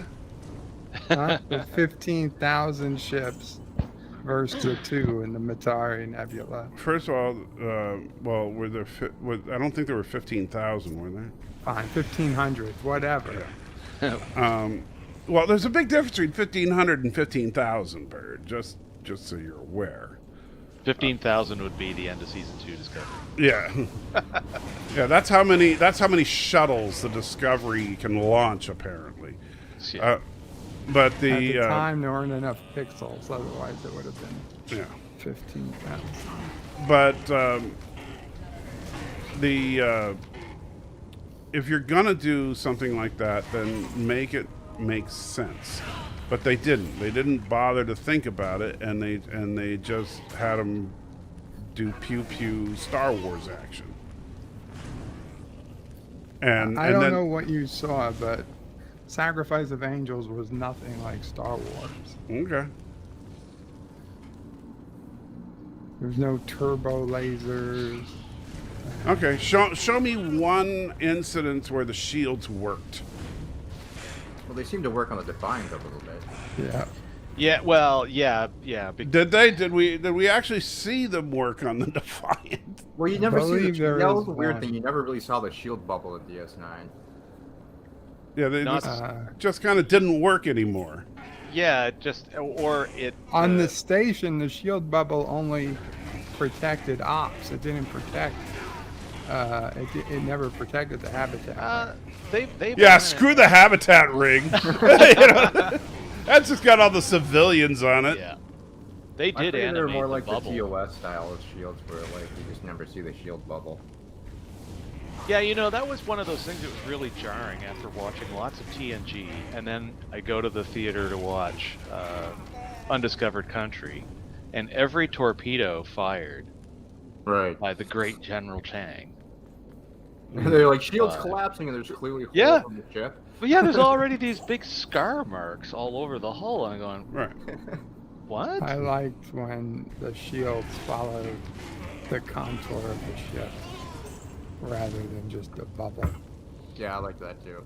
Yeah, it's preferable as far as a lot of the aesthetic looks and whatnot. But yeah, I mean, to the point that Salty's bringing up with regards to a lot of the battles in the last couple seasons of DS9, when you have so many ships and you need to show peril, they just went straight to shields don't seem to exist, and every ship that gets hit gets absolutely vaped in the first hit. I mean, I don't know how many times you saw Miranda class getting pinned from bottom to top through the dish, and there's just no hesitation. Right. Miranda class, Birds of Prey, any ship that just, and even the Dominion ships, they just get vaporized by whatever hits them. And it would. That's why I'm not saying it's Star Wars in that they're flying into the Death Star trench. I'm saying it's Star Wars in that almost every ship, except for the hero ship, of course, because they have plot armor, not because they have shields that work. You know, but it's they take a hit and they blow up. You know? Yeah, I kind of like Star Trek when it has far fewer starships and effectively no fighters. Right. Because But in Unlike- Deep Space Nine, starships become fighters. well, Yeah. and they added fighters. That was what was crazy. Yeah. because they Yeah, had, there are fighters. There are They- fighters, but Miranda class ships are fighters. might as well be. No. No, the Miranda class ships. First of all, the Defiant is the size of a Miranda class ship, which is also laughable. But the Miranda class ships are zipping around like fighters and blowing up at one hit. They're fighters. The Marquis Raider style ships. Yeah, I forget what they're called. Well, I those are the understand that the fighters and- Maquis ships are play the role of fighters, but in the actual, as far as the role in battle, the Miranda class ships are zipping around, are taking single hits and blowing up. They might as well but just all be. the ships were. Well, yeah, taking because single all the hits ships are and just blowing up. fighters. Yeah, What's it the was- difference? Well, obviously they increased the weaponry for that battle, so And they you have turned off single the hit. shields. They need the extra power. They Actually- didn't have the money for the shields. Yeah, they had to pay either. more to animate the shields, right? Yeah. Captain, we turned up the weapons and turned off the shields. How about we turn up the shields? All power to weapons. That's fine. Yeah. Yeah. Oh yeah, and the other thing I love too, though, is the variability of weapons power in the show. And I know that they sometimes have to do it because they've gone too far before what they put on screen, but the one that always gets me is when they had I can't remember the name of the episode, but the one where they found the Cisco's kid and The Cisco Kid. the Cisco and Jake were found. Yeah, Jake and no, that was redundant. Jake and Nog were found by the cadet crewed Defiant class ship, and then they ended up going head to head with that mega battle cruiser thing from the. Man, I'm just not having a good time with the names of everything. Well, I'm sure, in Bird, that don't you show. know the name of that episode? Well, the Valiant was the name of the ship. Yes, yes. And So I think it was the name of the episode as well. I think so, yeah. And, So when they it went was after the that Dominion ship. battle. or something. Dominion, yeah. And anyway, I mean, they unleashed with maximum everything, and it didn't even scar it, and they didn't even have shields on it. And that's where you kind of go, if the hull, like if you've just made the mistake of making it so that the hull I think of they these said it ships, was made of neutronium or something. Yeah, some kind of Some ridiculous. Yeah, magic. If they can make unobtainium. ships out of neutronium, they're invincible. Yeah. And I mean, like one of the fun ones is, and I think this is someone actually put the math and put it up on Memory Alpha for this, is that a TNG era photon torpedo that was the maximum yield torpedo is actually more powerful than the Russian Tsar bomber that was detonated over. Yes. Of course. The I mean, North they would Pole. have to be. Because it's a So matter it's antimatter like- bomb, basically. So, I mean, so you- if a nuclear bomb was more powerful, then they would be carrying nukes. Oh yeah, no, I'm not criticizing that, but I'm just looking at the fact that if anything can withstand that, like an 8-kilometer fireball capable energy releasing padunk, then how in the world is a fleet of any kind of starship gonna actually defeat that? And Well, again, if you have shields, you would say shields would do it. But I think the biggest problem is when we get photon torpedoes hitting planets, specifically like in First Contact, when the Borg fire down at Montana. that should make and the a whole single- town go away. Yeah, a single blast should have just erased all of Bozeman. Yeah. Instead, like it hit a guy off his bicycle. hey, man, that guy, he had to get a new chain for that bike. That was some serious, and he also needed to, it bent the spokes on both tires. So let's not, let's not be Never acting, forget. yeah. The man on the bike. But I guess really what my criticism kind of goes back to is with Star Trek, you've got to be careful with how much spectacle you add, because you'll sacrifice what really drove Star Trek, which is storytelling. Right. And I've got no trouble with Star Trek being the more particular, even though it isn't as as Laura will point out, there are plenty of mistakes in canon. But the fact that it tends to be a little bit more particular about the technological aspect as opposed to Star Wars, just like space science. Get No, over it. sure. Because I'll be honest, some of the best Trek episodes, not a single photon torpedo's ever fired.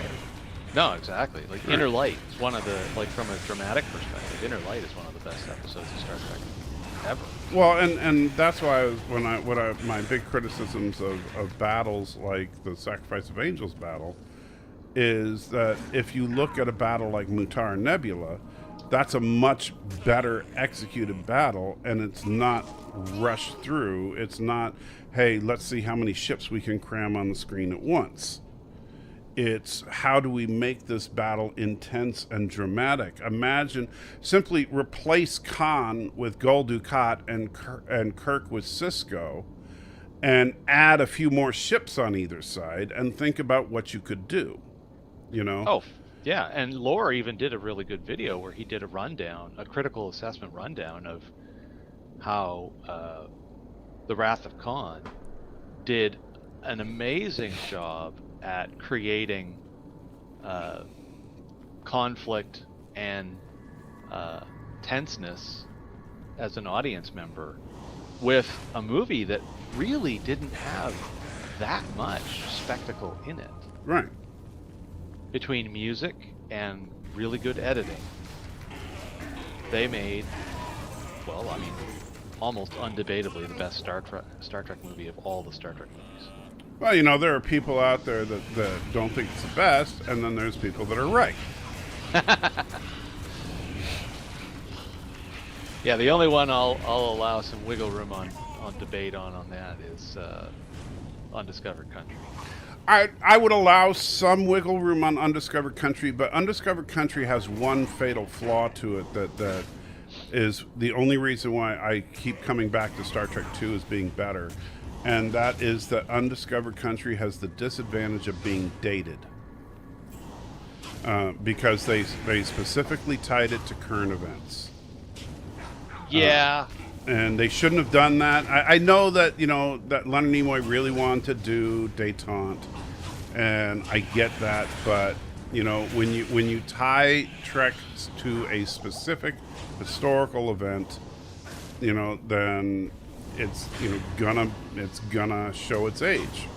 Well, 4 does that too, kind of, because they were all about the Save the Whales craze. Well, yeah, that's a problem with Star Trek 4, and when we get to Star Trek 4 and movie night, I'm going to point that out to Matthew. That is a problem with Star Trek 4. It is good, though, at least that Star Trek 4 is a very entertaining movie. Yeah. You know, Star Trek 5 doesn't have the date problem, but it has the disadvantage that it's not an entertaining film. You know? Or at least it's just not a good... Well, it's entertaining, but not in the way it's supposed to be. You know, it's entertaining in kind of the same way the Lower Decks is entertaining. It's an entertaining parody of Star Trek. Although, if I walk away with anything from the few episodes of Season 1 I've watched, I'll be so happy that they did the Clippy. I mean, Badgie. Well, I'll tell you... Because having been in IT all these many years, and then seeing Clippy come and go at a Microsoft office, Badgie was just awesome. Badgie is awesome. Don't get me wrong. I love me some Badgie. But sadly, and spoiler warning here, don't worry, it's not a major spoiler, but I am sad to say Badgie does not make a Season 2 appearance. Aw, that's too bad. However, that being said, I will say Season 2 was better than Season 1. Oh, that's impressive, because I was pretty satisfied with, I think I've seen 5 of the 10 episodes. I think it's 10 that's in Season 1, right? Oh, yeah. And both seasons, I think, are... well, I think... Yes, yeah. I think both seasons are 10. But, yeah, I don't know what I'd be curious to see what Bird says, but I think Season 2 was demonstrably better than Season 1. I would say Season 2 overall was better, but Season 1 ended better. Well, Season 2 is interesting that it ended on a cliffhanger. For me, the best episode of Season 1 was the finale. Yeah, Whereas I would agree with you there. for this, the finale was an average episode at best. And some of their better episodes, but there were Yeah. better episodes earlier in the season. I would say, yeah, the funny thing is, season 2, I think the best episode was the episode before the finale, 3 Ships. Yeah.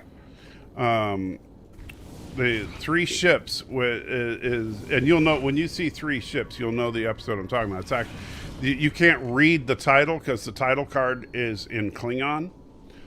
Wage do. Yeah, but it's actually called 3 Ships, but it's just written in Klingon.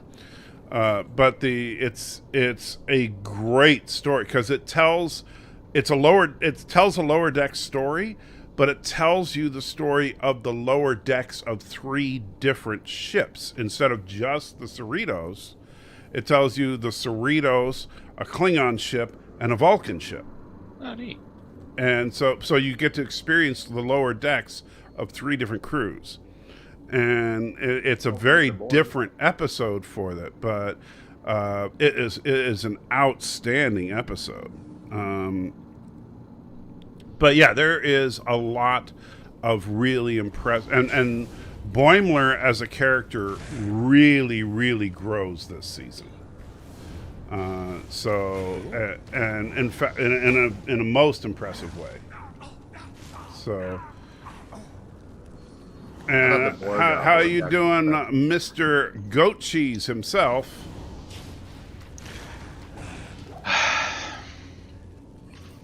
Hey, I was defending goat cheese earlier. Goat cheese is just good, same as sheep cheese. So why are you complaining? I named the stream because after you're you. Constantly, you claim you named the stream after me, and you made like 3 typos in 6 letters. That brings dyslexic to a whole different level. I am dyslexic. I am actually dyslexic. That's just illiterate now. Oh, it's okay. I give him all the grace when I'm only on chat, and I put in something that's a little weird as far as the word itself. And let's see, where is the 6 typos? I mean, okay, did I miss 3 typos in 6 letters because it's not S is a Z E. You're cutting in and out, Yosef. And it's no. It's I. Is he cutting in and out for everybody or just me? Yeah, he is. Yeah. Okay. Sorry. So let's do it like this. There. Okay. Should be better. Should be better. Should be better. Yeah, I can hear Oh, you. yeah, good. a lot better. Okay. Okay. It was. Yeah. Okay. 3 wireless things connected to a notebook doesn't work. And Mounts of Elysium, I especially left was that streaming stuff the out picture because to I the don't want to TV. give all the spoilers Directly, away so- of what happens in that episode.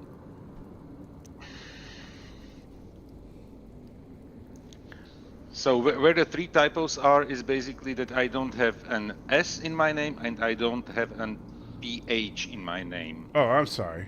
Well, I can't spell where the... So I misspelt your name. That's 1 typo. No, it's No, like, no. out I of, misspelt your basically- name. That is a single error. If it was my high school typing teacher, she would definitely get you on 3. Yeah, but that's if I was taking a typing course. I'm talking about a spelling course. We all know Joseph starts with a Y. Ah! Jeez. Yeah, that one is really missing. Please put an Y in front of instead of the J, because then it would be like complete mess. Okay, so if I do a live stream tomorrow morning, Yosef, I will spell Yosef differently. In fact, I will try to spell Yosef differently every time I do a morning live stream from now on. You see, okay, then there is a pattern and then there is a thought behind it. And that I can accept and that I can work with. And thank you, Mountains of Elysium. I appreciate that. But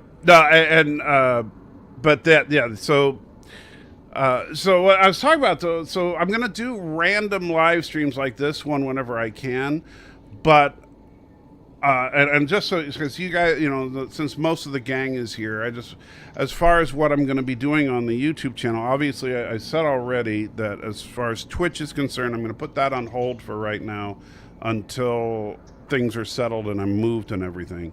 But on YouTube, I'm still going to do the movie night with Matthew and the Jeopardy with John DeMarco. That I'm committed to until such time as I don't have internet or something, which will be a brief time while we're actually moving, which I'll give plenty of advance warning before that happens. And then, and same thing with, I'm planning on continuing the drinking time with pals on Monday, as on Mondays that I'm available, because if something comes up, then I won't be able to. But whenever I'm around, I'll schedule it a few hours in advance so people will know that. And then my live stream with Laura on Tuesdays. If and when. Oh yeah, the one stream where. Sorry, go. No, go ahead. You can complain. But you had a stream yesterday, and the first thing that you mentioned, was my name, and once again the goat milk. Well, literally in the first minute of the stream, after you should feel honored. You belong to the Fandom Menace.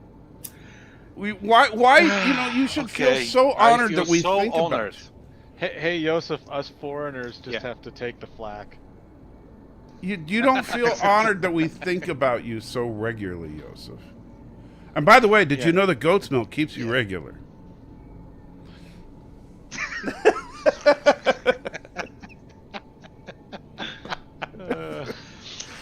Oh man, that's so bad. It's true.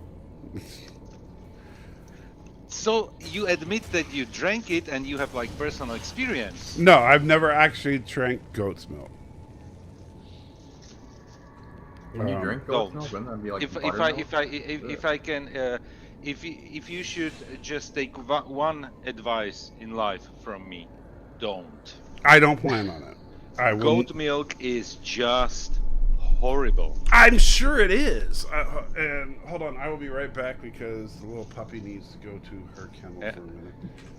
So Joseph, let you guys talk for a minute. Have you ever had non-pasteurized cow's milk? Yes. What does it compare to that? You know what, the thing is, you need to have it like really cooled down, and it is I can actually go and buy it in a vending machine here in the village where I live, because we have like a farm here, and they used to sell the milk directly at the farm. Like you could bring your own bottles, and they would fill the bottles with basically fresh milk. And then they just bought a vending machine, and you can go and buy in the village unpasteurized milk. Literally, as it comes out of the cow, they just chill it like to really something like 3-4 degrees Celsius. So it's really chill. And then, but they advise you to basically pasteurize it at home. So I've had raw milk before because I had relatives that ran dairy farms, and I'd milk the cows when I was a kid. That's why I was wondering. When it's warm, it's not really like no. But what is raw milk like compared to goat's milk? Goat milk stinks. Oh. Yeah, it does. Okay. It Well, stinks. there you go. It stinks. You know what? And it's in such a way that you actually have to fight it still tastes like milk, but literally you need to have it like completely chilled, like really really cold, and hold your nose, and then it tastes you like have to have a strong gag reflex. Well, that doesn't sound like fun then. No. Goat milk is horrible. Goat cheese is a different story.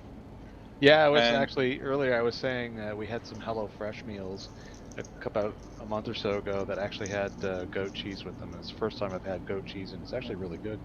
Yeah, and they you can make it like really like a salty version of it, or like without spices or without salt. and even that one is really good. So because it has completely different like structure or consistency, like compared to cow milk cheese. Yeah. And the same goes for sheep milk and sheep cheese. Okay. Yeah.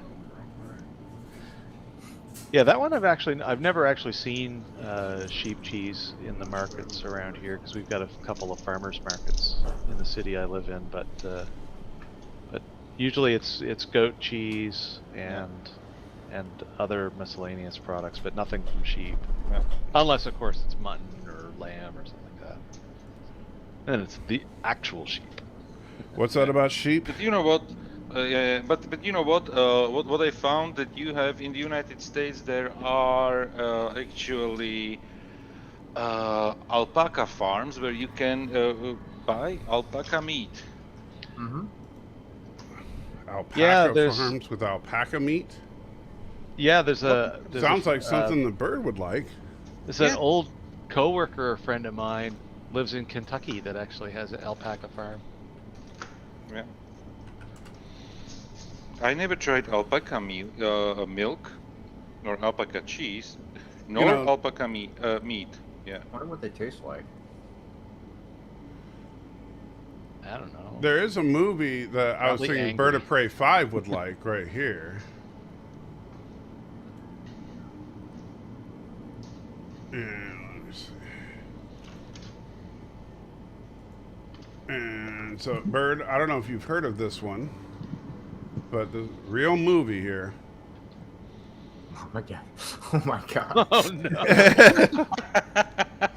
I was seriously thinking. It is available It's on Armageddon. Yeah, Armageddon. I was thinking about getting it Blamageddon? and doing it on Movie Night with Matthew one of these times, That's awesome.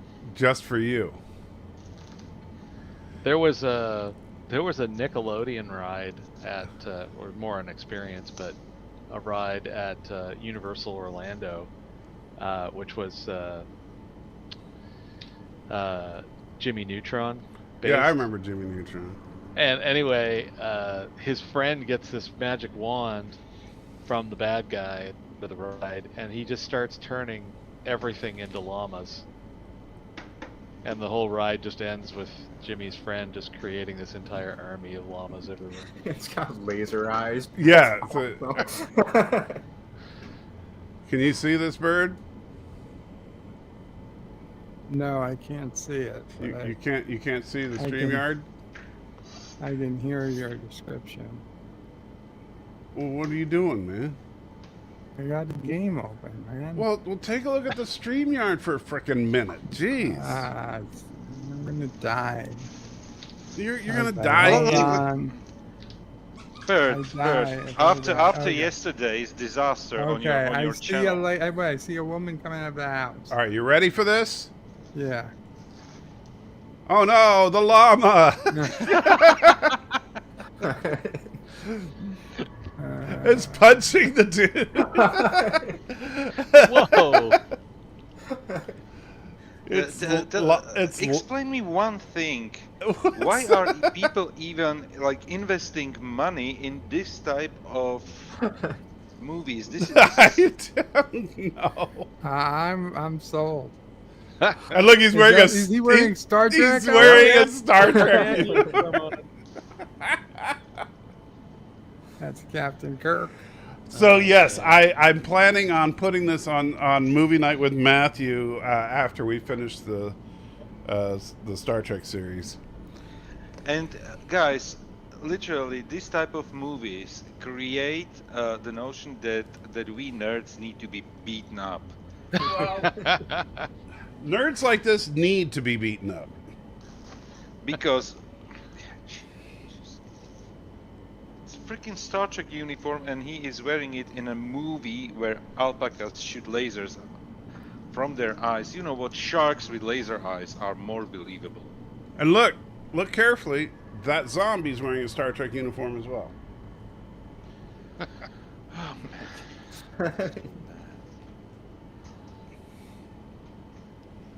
There is actually there's just a second here. I'm gonna see if I can find it.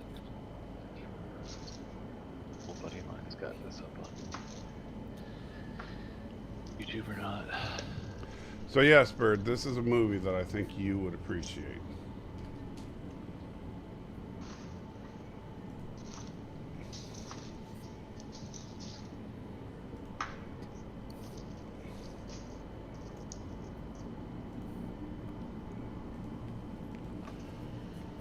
All right, Bird, you can go back to ignoring us. Man, if I can Yeah, find yeah. this, I'll have to bring it up. It's an old buddy of mine who went to film school. Did a tribute film to R2D2, and it was actually shot, professionally by himself. Unlike Lamageddon. Unlike, yeah. I would be interested. What was the budget for the movie? For Lamageddon, not much. For what No. it looks like, it was extremely micro budget. I mean, I would say probably in the hundreds of thousands of dollars. Hundreds of thousands. Yeah. They spent $10 on the movie, the rest on drugs. Most probably. That would be an expected scenario. Well, that's assuming that they did standard Hollywood micro budget. Which generally, because it is released on Amazon Home Video, so I would assume that it's paid standard scale. It only confirms what I always suspected, that Amazon is selling every crap. Yeah. Well, there's a certain entertainment value in crap like that. You know what? My neighbor once wanted to show me, that was 2 weeks ago, a movie about what was it? Something with kung fu or something like that. A movie. I could only watch it like for 2 minutes, and I got like. It started with basically a baby that somebody wanted to abduct a baby, and the baby fought the enemies like with kung fu, like literally newborn baby fighting adult man, kung fu style, and yeah, it is exactly like, it seems like exactly like that movie. See, now, I was- in the 80s and 90s, if a movie like this Alpaca movie came out, there would be a few topless scenes, and it would make it all worthwhile. There's got to be a lot, because that preview was rated TVM, well, it was rated MA or whatever. So There's no way, not on a modern Amazon, nah. So you don't think there's any nudity in the movie? I don't think so. If there was, I'd get it right now.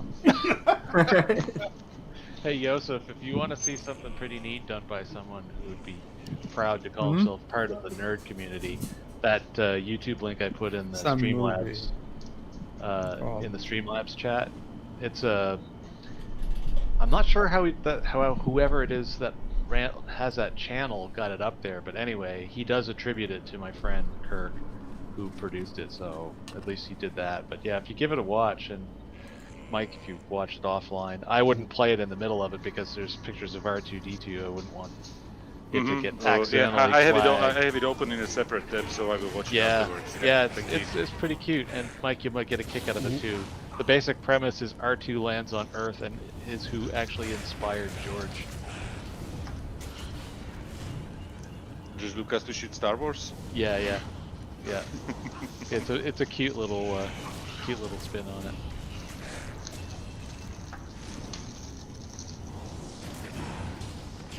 And I'm sorry, I know it will be probably offensive, but I'm making a salad right now, so. Does the salad have goat cheese on it? No, unfortunately not. I don't have goat cheese. Oh, so sheep No. cheese. Not even sheep cheese. I ate it already. Cat cheese? Have you ever He's had going cat for broke. cheese? You know what? I have my limits as well. Would if somebody actually made cat cheese, would you try it? You know what? I'm 100% sure that somebody tried it. Mm-hmm. You know, there was a place, I'm trying to remember where it was. I think it was I know it was in Europe somewhere, but I can't remember where. That was an ice cream shop that actually made ice cream from human milk. Yeah, I was just going to ask if everyone's ever made human cheese. And so I was like, I don't know that I could try that. I Probably mean, a little much. would Definitely wasn't here. yeah. I'd have to see where the milk supply came from first. Of course, yeah. Of course, you would want to closely examine the milk supply. Exactly. Yeah. You know what? We have a saying here that in dark every cow is brown. So What? what? Wait, is that racist? That sounds kind of racist. and it's not racist. It is sounds definitely- racist. It's not racist, but it is definitely nice. It is not definitely No, not it nice. sounds racist. Yeah, because you are an American. In America, everything is racist. Not everything is racist, but say, you know what? If I said in the dark every woman is brown, that's racist. Yeah, but I didn't say the word woman. Oh, so since it's a cow, it's okay. So that's speciest. At least it's not punishable by law. Oh, so now you're saying that it's okay in Slovakia. No, it's a saying. You guys are just horrible. You guys are the worst. No, like a I'm polite just way of responsi- saying, You know drink what I till always she's say? really- I'm responsible for the words I'm saying, not for your vivid imagination. Well, yeah, I get that, but you know, you're the one saying racist things. I didn't say anything racist. If You're consider talking it about racist, feeling up brown people in the dark. Wow, I that never escalated. said the word people. In the dark. And once again, it's you who is twisting everything. Well, you. Other people, man. So I was just trying to ask if you would try human ice cream, No, because that's an actual thing. no, I wouldn't. Why not? You don't mind sheep cheese, which is the most disgusting product ever made. How could you know? You never tried it. Because I raise sheep and I know that they're disgusting creatures. Yes, so are pigs, and you are still eating. Am I eating a pig right now? Not right Do you now. know for a fact that I eat pork at all? I saw you eating like beef jerky, and definitely. So beef jerky is made of pork now? So no. So I'm convinced that you're not vegan nor vegetarian. You're right about that. Yeah. But have you so- ever seen me eat pork? And no, I have to admit, I never seen you eating pork. Okay. But it is highly unlikely that you don't eat pork, and Mm-hmm. especially if you go and eat food in fast food restaurants. So you're saying that because I may have inadvertently eaten pork, that means that I prefer to eat pork? I never said that you prefer eating pork. I just said that you ate pork, and pigs are not clean animals. I didn't say they were clean. I'm not defending Yes, pigs. but you. I'm not saying you are not defending that you are not defending Oh, you won't pigs, defend but pigs you are now? blaming pigs, sheeps. You are blaming. Bird, why you are would I blaming defend you? I mean pigs. What did I sheep. That walk wasn't into? Nice. You walked into a horrible conversation. Truly. Salty's just putting the screws to poor Yosef today. I don't mind it. Oh, you know, me and Joseph like having fun. We're I just do having know. fun here. That's okay. First of all- I'm enjoying this so much after getting the grilling from Lore that I got last night. So that's. It Okay. wasn't Thank so you, horrible. little You know cleaner. what? Actually, Lore, I was really like, is Chief Cook going to appear somewhere in the screen in Oh, in the ring I like was- Samara did in the ring and choke Lore? I would tell you if it wasn't for the fact that Chief Cook had that recent heart attack, I was seriously thinking of on the down low sending Chief Cook the link. Just so that he could come on and start grilling Lore. But I decided not to do that, but because I didn't want to get his blood pressure going. But you know what? You, the two of you are like two sides of the same coin. Oh yeah. You are basically, each one of you has its your own style how to basically troll people. Mm-hmm. I was gonna say they both like to put a stick in a hornet's nest. Well, Lore just does it so much better than I do, though. I mean, I gotta say, Lore is truly the grandmaster. Lore goes very strongly with sarcasm, yes. which you don't. Oh yeah, because if anyone watched his video about the dangers of Starfleet bridges, he made the very explicit claim that they never mentioned transwarp drive in the middle of the video, and I just I think he's trolling again. Yeah, he loves that whole. Well, the funny thing is, see what Lore will do, and it's because he accidentally, he'll screw up, and he accidentally said, and he did think that they didn't use the word transwarp in Star Trek 3, and so. They and I forgot I was gonna do that. I was gonna actually, because we're gonna watch Star Trek 3 on Friday for movie night, and I was thinking about editing out every time they say transwarp. Because I think you made a response video to him. Yeah, where I showed every time they said transwarp. Yeah, it was like 3-4 times in the movie. Yeah, and I should say in that video he put out about the bridges, he does show a screen cap of it showing transwarp drive. Information on that display, right? So, he milks it right to the very end, right? So he knows it, but at the first he actually thought that they didn't say it, and so he said, "Oh, fun fact, they don't actually mention transwarp."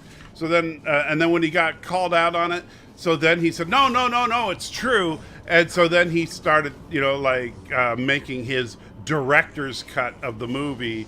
Where it's edited out and stuff, and so and because he'll never admit he's wrong, he'll just come up with reasons why he's right that make no sense. Like how he thinks Lorca's the best Star Trek captain. Yeah, Lorca is. Yeah, he actually did a top 10 Starfleet captains and put Lorca at the top of the list.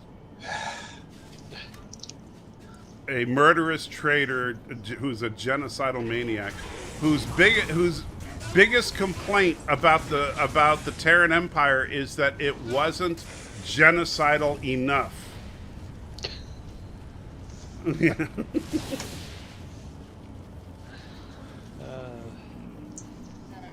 That's our man.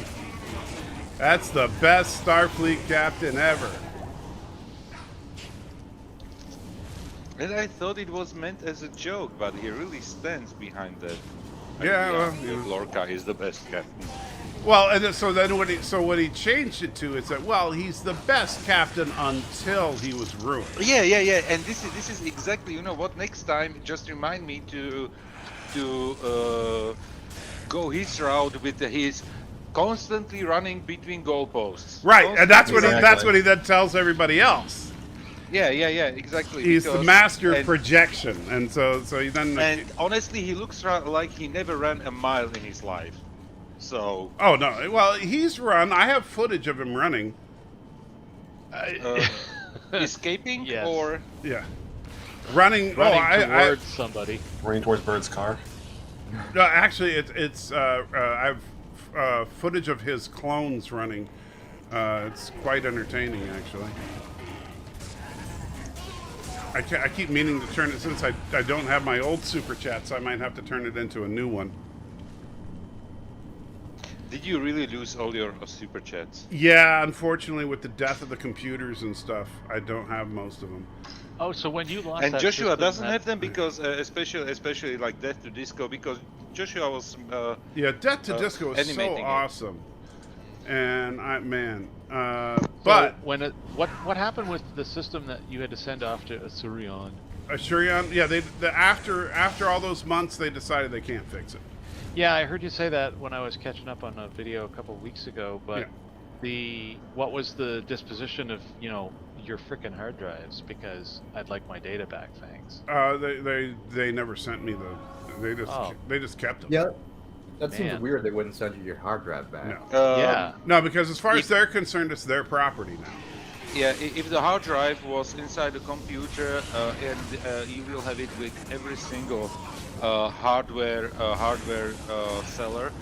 If the hard drive goes like gets damaged, unless you have something like a special insurance for the hard drive, you are responsible for your own data backup, so you cannot make anyone responsible for your data, right? Unless you are not paying somebody like with cloud services, who is. Which I get it, but it's still lame, I suspect that whatever was wrong with your system had nothing to do with data storage. Though. No. I know they should have given you the option to take a loss on some of the insurance payout, if that's what it is that they're still going to try to do for you. Yeah, they just and then send you back the drives, because man, that sucks that you lost all that data. I know, but no, they don't. All they do is they say, okay. It's funny because they said, "Oh, we'll give you. We'll reach out to you with your options for replacement, options plural," and so they were like, "Oh yeah, and we'll send you a list of what systems you can choose from, or if you want a cash payout." I'm like, "Oh, okay." And so, what were my options? They said that my options were an email that said, "Okay, we're sending you a check." That it's like, oh, thanks. Did they at least give you fair market value? No, actually, they were fair about the check. They gave me the amount that I paid for the system. Oh, okay. Well, that's not so bad. Yeah, so I'm not complaining about the dollar figure that they sent me, except for the fact that, good luck replacing a system today for that amount. Yeah, well, you could always go through somebody like NZXT's BLD program, but you're still going to be stuck behind the waiting game. Right. And if you're going to be in address fluctuation land here soon, then you're probably going to want to wait till you get where you're going. My plan is I'm just going to stick with the system that Matthew fixed for me here until we move, and then when we move, hopefully I'll have enough money left over from the house sale to get a good system. To actually get a good system. Yeah, because didn't you have a 2080 in that Volvo? Yeah, I had an RTX 2080. Yeah, because that's unless you get that through a build program right now, the retail retail, they're all scalp prices now, but to get a 3080 right now, you're looking at, even in US dollars, you're looking at least $2,000 just for that. It's savage. I say, bleep out transwarp like it's a curse word.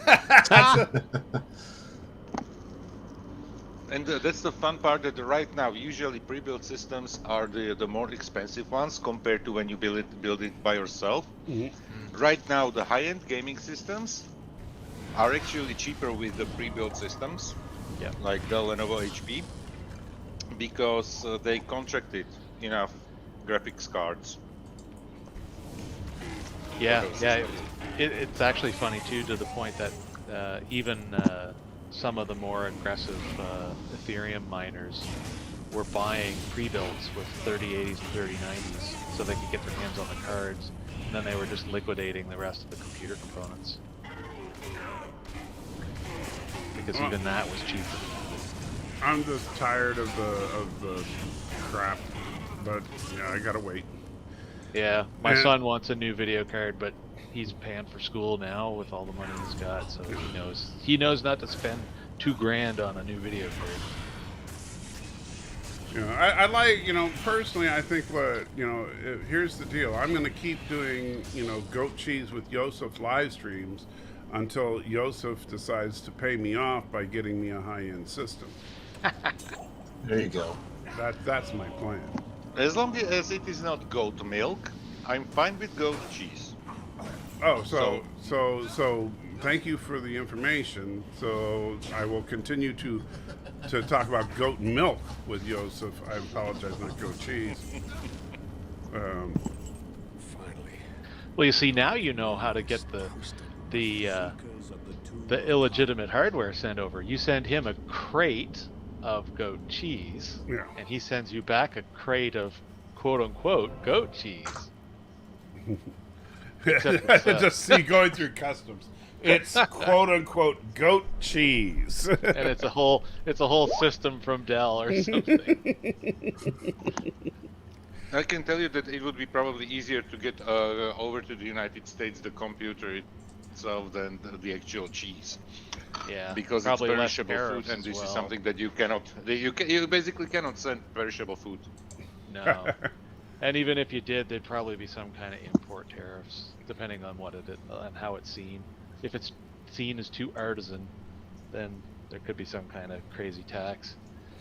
Because we have an insane tax on cheese from outside of Canada. 300% tax. 300% tax? Yeah. On goat cheese? On any cheese. Wow. Probably especially goat cheese, but...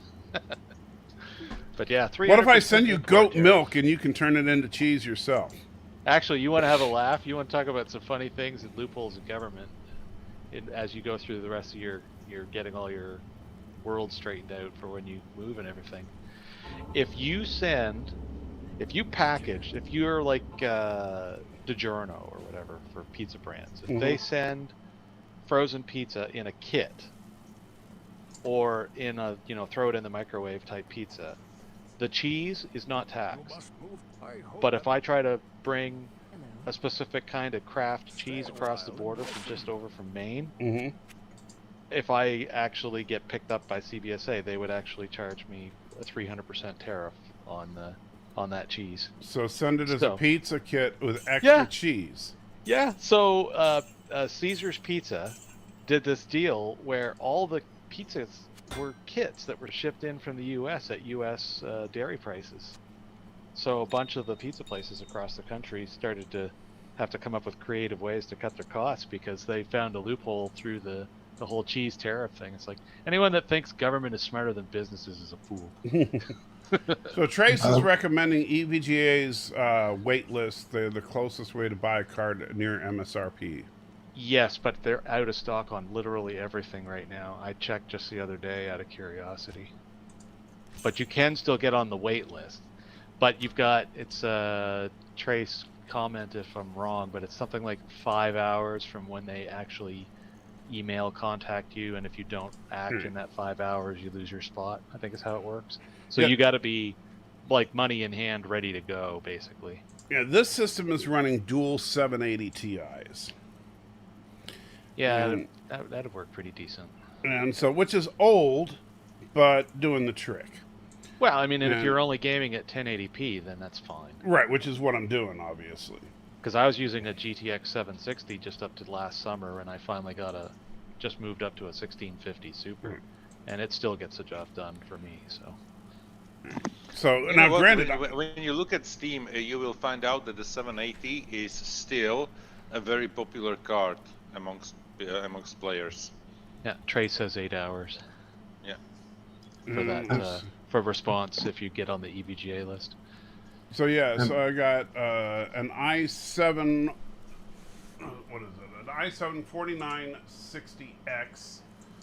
4960X, dual 780 Ti's, and then this. But the nice thing about this particular computer is 128 gig of RAM. Oh wow, that's a lot of RAM, dude. Yes. Well, I built the system as an editing machine. Okay, well that explains that. Yeah. Because I'd love to have 128 gig of DDR4 in my system. Right. But that's 1,000 Canadian for that much RAM right now. Right. The problem is that now when I built the system, because keep in mind I built the system when the 780 Ti was a new card. And so at the time, dual 780 Ti's was a video powerhouse. But the problem is that also at the time, most editors were using RAM for their processing. Now, video editors are moving more and more towards your video RAM. Yeah, and that explains why you're getting a lot of these cards with 12 and 24 gig of video RAM. Right. And so that's becoming a little bit more of a bottleneck for me, because when I'm like doing stuff in DaVinci Resolve, I'm having a lot of trouble because it's trying to use the NVIDIA RAM, not my actual system RAM. And so I've got RAM for days on my system, but on my 780 Ti's, it's rather limited. And so, but I don't, and this is my problem, is that I'm so out of date with my knowledge base, and my brain doesn't work the way it used to because of my MS. And so I don't even know what kind of cards I can put on this motherboard. As long as it's PCI Express slot, which a 780 is, you Right. can put anything. The only thing you'd have to take into consideration is, what Core i7 model is it? I just said it. I think something for 4700. It's a 40. Let's see. Yeah. A 4960. 4960. Yeah. You know what? 4960X. You could probably do like a 3060 12 gig, and you wouldn't actually hold the card back too much. It'd be close. Like, really, you'd want to have at least a I 7700. think the CPU would already be a bottleneck with that one. Yeah. But the 3060, the good thing about the 3060 is that it's actually. I don't remember. Was it the 3060 or the 3070 that was actually more powerful than the 2080? I think 3070 was like slightly powerful, and the 3060 was like only slightly below the 2080. So 3060 is actually like a very affordable graphic card. Well, that, and the other that thing gives too you is, a lot of performance. Yeah. Yeah, and the 3060, unlike the 3060 Ti, actually comes with 12 gig of video RAM instead of 8. And I think even the 3070s only ship with. What does the 780 Ti have in it? Do you know? That one's probably. It was, I think, 4 gigs, was it? Probably. Yeah. 6 at the very most. So the 3060 would have like 4 times the VRAM. Yeah. See, that would be nice.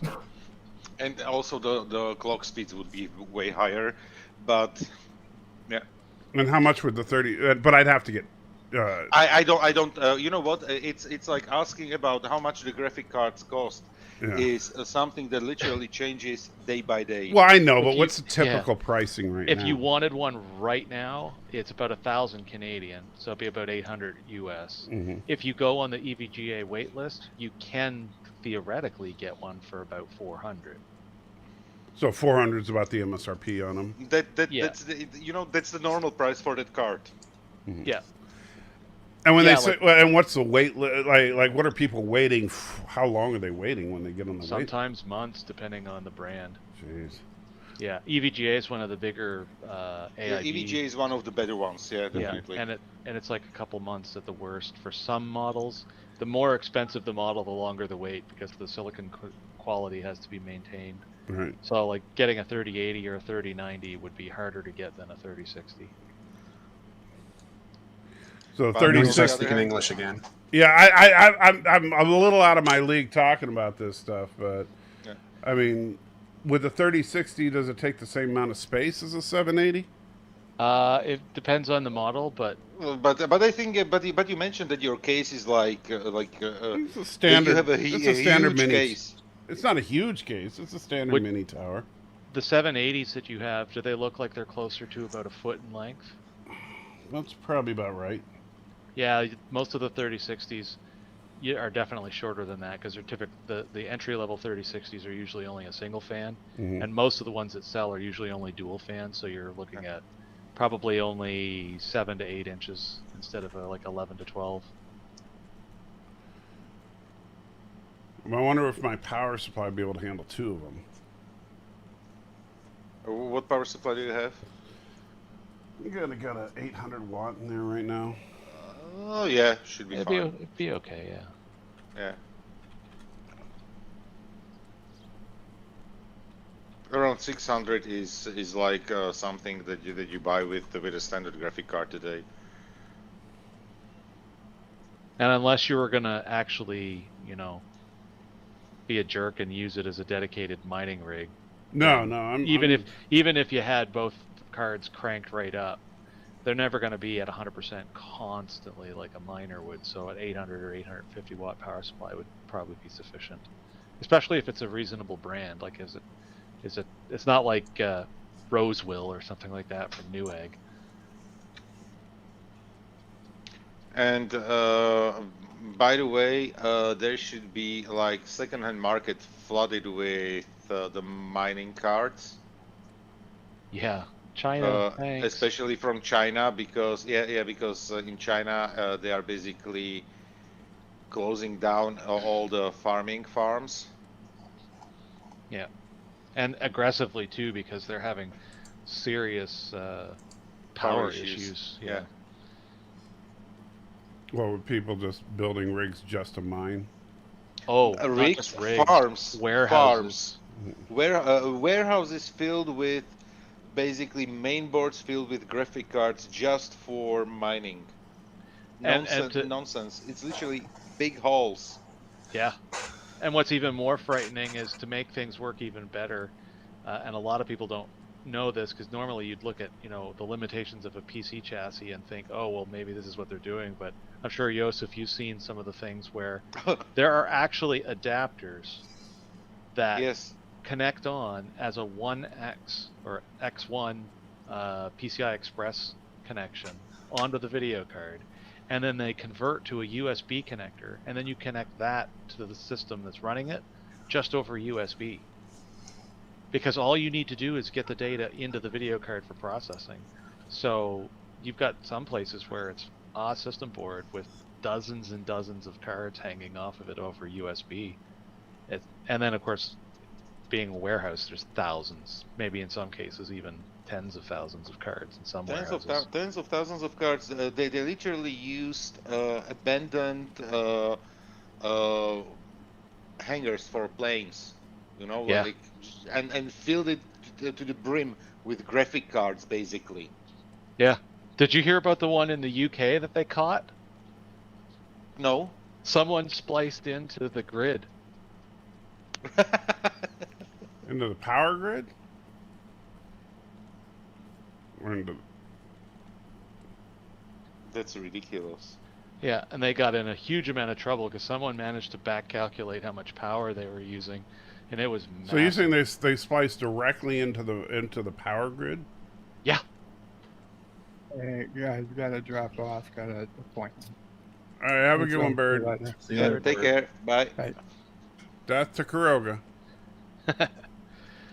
Yeah, the Ethereum mining scourge has been crazy. I mean, it's great for those people that decided to take the risk of getting into some of that stuff, but the nonsense that came out of some parts of the world, and in particular China, as far as intercepting pallets of new cards and just immediately putting them into use as miners, it's just been crazy.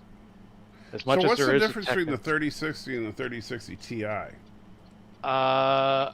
Less RAM, but a little bit more clock speed. I think there might actually be, Josef, I don't know if you're sharper on it. The TIs are like beefed up versions. Okay. Do they have? They don't have more stream processors on them, do they?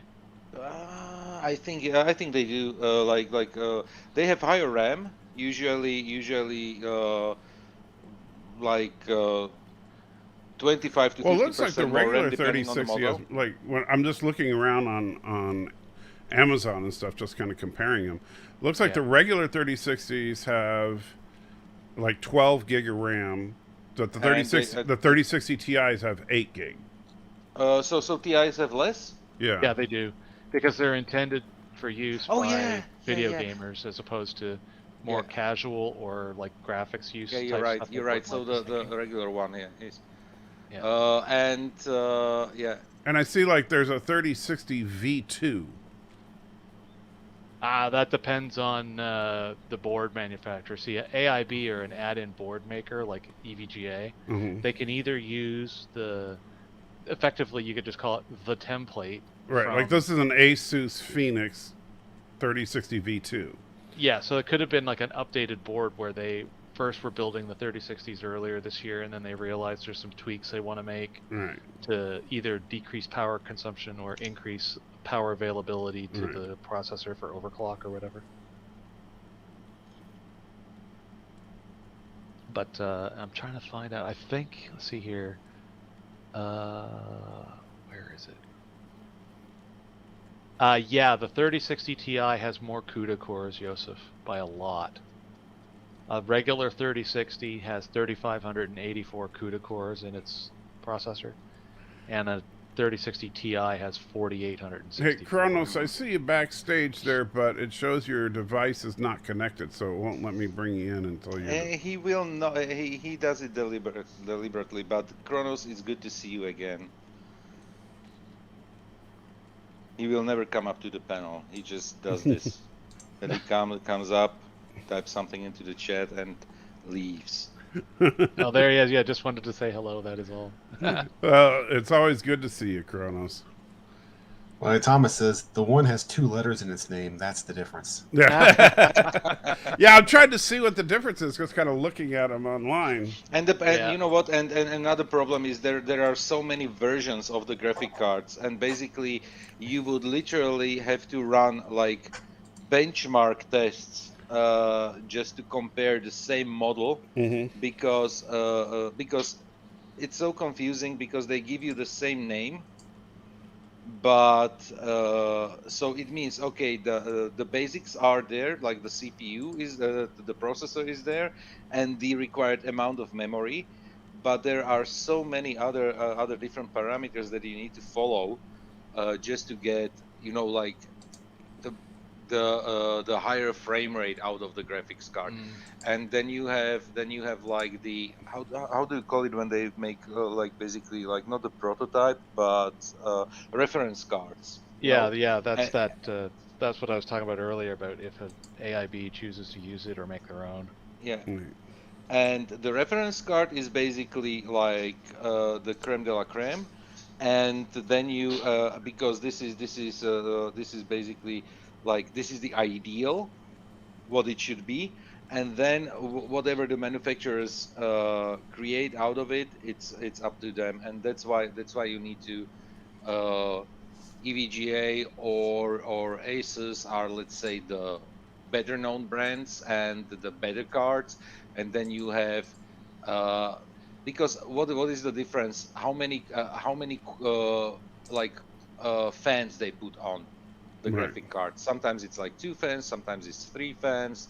What type of fans they are using? What type of metal is used for the cooling system? Yeah, how many heat pipes? How many heat pipes? Is it built for water cooling? Is it air cooled? You know, so it's like dozens of versions. But now, well, like I see like one of these, and I'll tell you, if I had the money, I'd be very tempted to get this one because it's an Asus. They call it a tough gaming one. Yeah, that's their mid-grade gaming cards. Right, but it says military grade certification, right? Which I know sounds silly, but that's what I got for the motherboard that I'm running right now. And man, these things are tough as nails. Yeah. And so, you know, just saying. And we lost Cinnabon. You scared them off. Oh man, them bunnies. Yeah. Too much nerd talk I on know. the nerd I'm channel. sorry. Yeah. I think we should milk you. It'd be thick, blackish brown, and extra salty. I don't think. First of all, I don't have milk.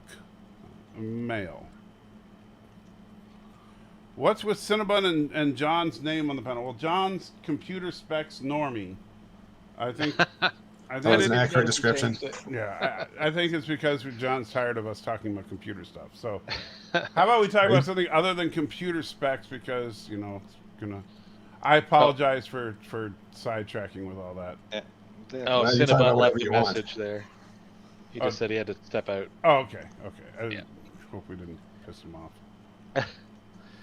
But yeah, and then the funniest thing of all actually was Joseph. I don't know if you've ever watched Jay's 2 Cents, the guy out of California.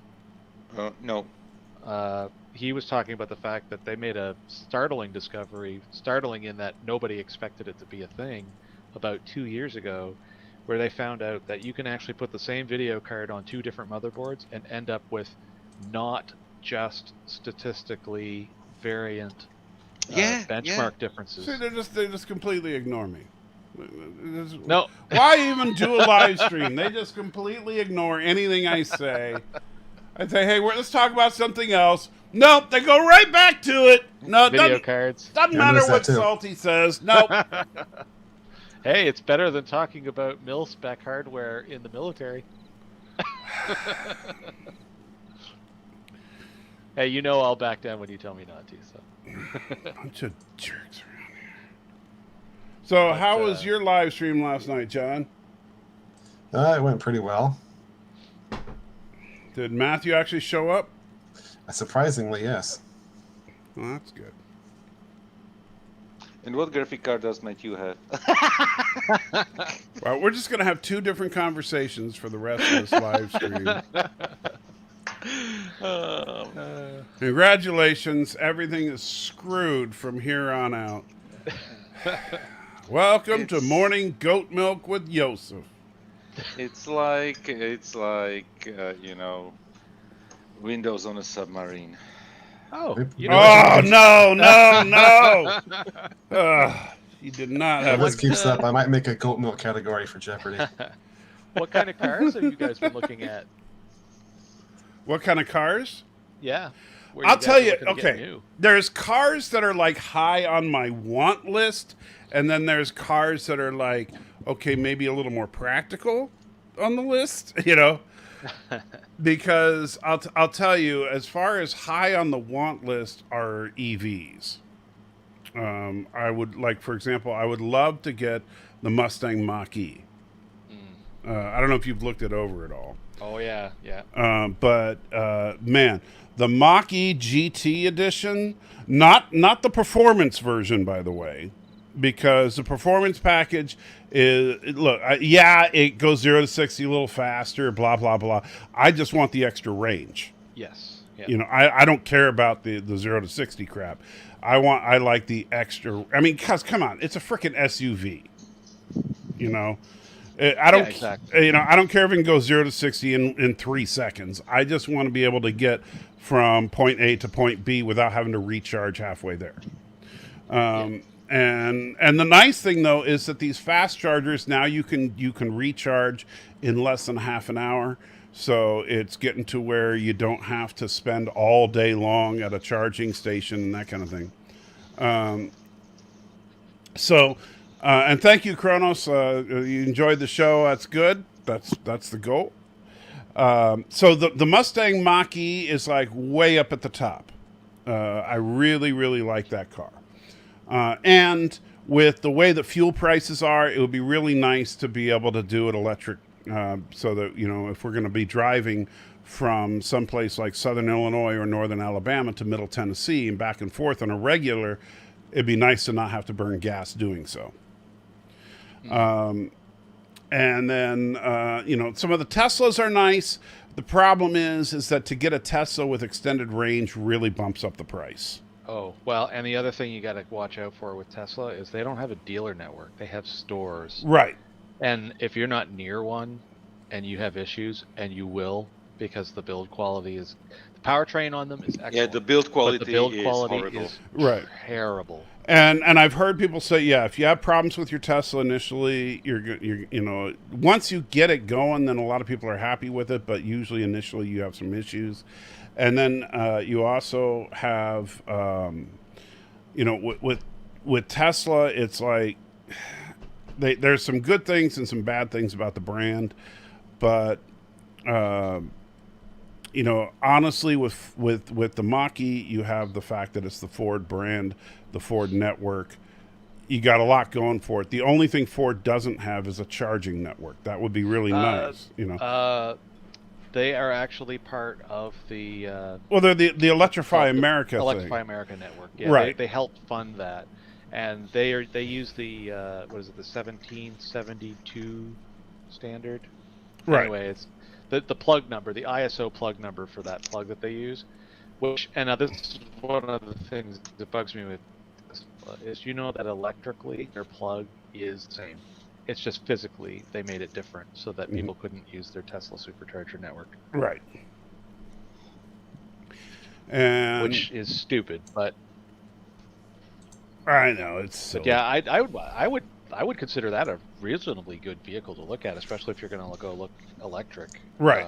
The other one that I really want, and I would say even tops the Mach-E, except for the affordability issue, is the F-150 Lightning. The problem with the F-150 Lightning, I really, really like it. And there's one particular edition of it that I like, but it's just way out of the price range.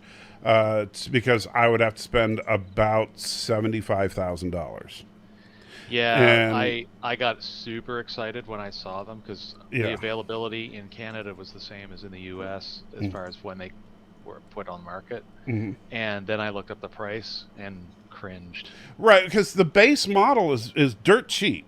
The base model for the F-150 Lightning is only going to be about like $36,000. And it does, in the United States, it qualifies for a $7,500 tax credit, which is great. So that brings it way down as far as the price. And I was like, oh, that's really reasonable. But the problem is that what becomes, in order to get the extended range, which is an absolute must, you got to get the what's it called? I can't remember the trim package, but it's the second to the highest trim package. Lariat. Yeah, the Lariat. You don't have to get the Platinum, but you have to get the Lariat, and so the base Lariat is like $65,000, and then to get the extended battery brings it up to like 72 or 73. And it's like, okay, so now you're, that's way too much. And, it would be nice, but no. Honestly, I don't think a car like for daily use shouldn't be more than $50,000. Yeah, that's the only reason I take it off my list. Is that I love and granted, and this is one thing I'll tell you, one thing I really respect about Ford. I know a lot of people like to diss Ford, but let me tell you something about Ford real quick. This is where honor and honorability and honesty from a company means the world to me. And you go on YouTube and watch the videos, okay? Don't take my word for it. Watch the videos from independent people that do the testing of this stuff. If you look at, you see Tesla or Honda or anybody else that makes electric vehicles right now, and they'll say, this vehicle gets 260 miles on a charge, this vehicle gets 230 miles on a charge, or whatever they say. And, 230 miles EPA. And so then they take it out on the road. Right? And they never get quite that much because it's based on if it's exactly 72 degrees and you're on a perfectly flat road and you got a tailwind, right? And you don't use your AC. Right. Yeah, you have no accessories running and all that, right? That's kind of what they base it on. Absolute picture perfect conditions, you could theoretically get that many miles on a single charge. And that's assuming you're running the battery to zero. Which, if you do, then you're stranded. Yeah. Right? So, what Ford does is they under-promise. So, they'll say, like the Mustang, they say, okay, the base package Mustang, I think they say it's like 230 miles. And when the guy took it on a test run, he got it like 260. And he still had like 30, 40 miles left but he took it to the charger. So when on the F-150, on the extended battery, the extended battery says 300 miles on the charge. Now, when he charged it up, you have the little, the little indicator on your dashboard that says how many miles you got left. And the interesting thing is, when he first got it, it says, you've got like 450 miles. He's like, how could you have 450 miles if it only has a 300-mile charge? And by the way, the estimated miles remaining on the thing is rather pessimistic as far as Ford's concerned. It always underestimates. And so, like, if it says you have 20 miles, you really got about 25, 30. Yeah, and I'd heard too, because they've got the load sensors Right. that actually tell what the weight carriage is. It adjusts for that. Underestimate for you. Mm-hmm. So And if you fill it up. So what Ford did with the F-150 is that 300-mile rating is first, instead of basing it on best case scenario, they base it on worst case scenario. That 300-mile rating is assuming you have a 1,000-pound load in the truck and you're going uphill. Yeah. You know, so they base it on a worst case scenario instead of a best case scenario. You know, it's actually kind of funny that Honda doesn't do that with the few electrics that they do build, because they are actually quite well known for under-speccing their gasoline fuel efficiency. Right. Like my Civic is rated probably 10% higher, so worse, than what it actually gets on the road, which is pretty funny. And on EVs, that is going to be so important. Oh, big time. Yeah, because it's not range anxiety necessarily. It's charge wait time frustration. Shut up, Thomas. You don't miss Matthew. You know what? But it's when you look at it, like, okay, when you are driving like around the city and you basically just go for like grocery shopping or something. Oh, the miles there don't matter. Because you come home, you plug it to your wall, and you will charge it, like no problem. It's when you're going on a longer trip that's. But when you go on a longer trip, honestly, after 250 miles, you want to have a break anyway. Mm-hmm. And you just go, restroom, coffee, eventually a sandwich. It's easily the 30 minutes that you need for charging up, so that you can not necessarily like so that you don't get necessarily the full charge, but you get so much charge that you can actually drive to the closest but you're also charging station. But Joseph, there's also one thing that you're and this is something that's new to the Mach-E and the F-150 Lightning are the only vehicles that currently have it in the Ford lineup. Is something called Blue Cruise, which is another new feature that Ford's come out with, and that's the self-driving. Mm-hmm. And so, now it's not autonomous driving. Like, you can't just sit in the car and tell the car where you want to go, but once you're on the freeway, Blue Cruise will kick in and it'll just continue down that freeway. And now, so, does it do it with your hands off the wheel? Yes, it is. It is, unlike Tesla, it is true hands-off driving. Okay, because our Hondas are not hands-off. Correct. It will actually try to go up the exit ramp if you're not careful. Yeah, Blue Cruise is hands-free driving. Oh, nice. However, when I watched a guy do a test of it, because they just launched it in the Mach-E. It's actually out now on the Mach-E in the GT version. And you don't want to do it in the far right lane. Because if you're in the far right lane where all the off-ramps are, every time you get to an off-ramp, the Blue Cruise will disengage. Oh, it'll turn off. Oh, right. That's better. It's sort of better than because my Hondas, if there's... most of Canada, there's actually hash lines that separate the off-ramp from the highway line. And Arabic, let me answer that. As far as I know, that a lot of electricity is generated using fossil fuels. However, theoretically, you can also generate electricity using hydroelectric as well as nuclear power. So fossil fuels are not required to generate electricity, and solar if you have solar power. Well, and even if you're using fossil fuel thermal plants, they technically would generate power at a higher level of overall efficiency than a gasoline engine would operate. So there is still a win. Like, I'm not anti-electric, but I'm anti-hype around electric. And I've looked into quite a lot of the math on that. And yeah, it's still better overall, because they could all of a sudden fix up that nasty coal-powered power plant and scrub more goobers out of the air, and then now everybody's benefiting all at once, as opposed to trying to chase a bunch of internal combustion engines off the road. And for me personally, I just like the idea of not paying for gas, because paying for electricity is cheaper. Yeah, well, it's certainly going to start being a thing up here. Our gas, Right. our gas has gone up so much here that it would be about, it's probably getting close to $5.50 US a gallon. Right. And I'll tell you straight up what I would like to do here. You know, my evil scheme, so to speak, would be, if I could afford to do so, I would get something like the Mach-E or the F1. By the way, another thing about the F-150 Lightning is that it actually acts as a backup generator for your house.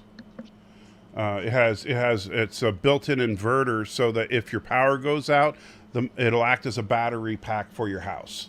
Yeah, you have to get the Ford charger for that. Yeah. But just the same, that's a feature nobody has. Right. And they so basically, if you live in Texas and you get a freak ice storm, then you can still use the car to power basic stuff in your house. But what I would want to do is, you get a car like the Mustang Mach-E, and then you get solar panels on the house, and guess what? Now, as much as possible, you let the sun pay for the electricity in your car. Every time you talk about getting a Mach-E, I'm going to ask you if Addington is selling his Raider. Yeah, I know, Mach-E, but it's Mach-E. Now, in that far south in Illinois, I mean, obviously, that far north in Alabama, the answer is obvious. But even that far south in Illinois, there's hardly any snow at that. Right. It's actually, I mean, it's right on the border of Kentucky. Yeah. And in fact, it's like, you have to see, like, there's this one part of Illinois, if you look at the map, there's a part of Illinois that dips down into Kentucky and almost gets to Tennessee, and that's where Metropolis is. Yeah. So in practical terms, you'd get a lot better use out of your panels too. Right. If you put up panels. If you have a house that's not surrounded by trees and you put a bunch of solar panels up, you could definitely get some electricity out of it. The question is, how much is it? Because, for example, here I did a calculation, a very rough calculation, because I was as well thinking about basically getting electricity from the solar panels, and if the return would be in about 10 to 12 years, and that's exactly the time where I would be at zero, and I would have to change the panels. Right. But you see, we don't have goats eating the panels. It's actually pretty similar for both the U.S. and Canada. Those numbers pretty much work out.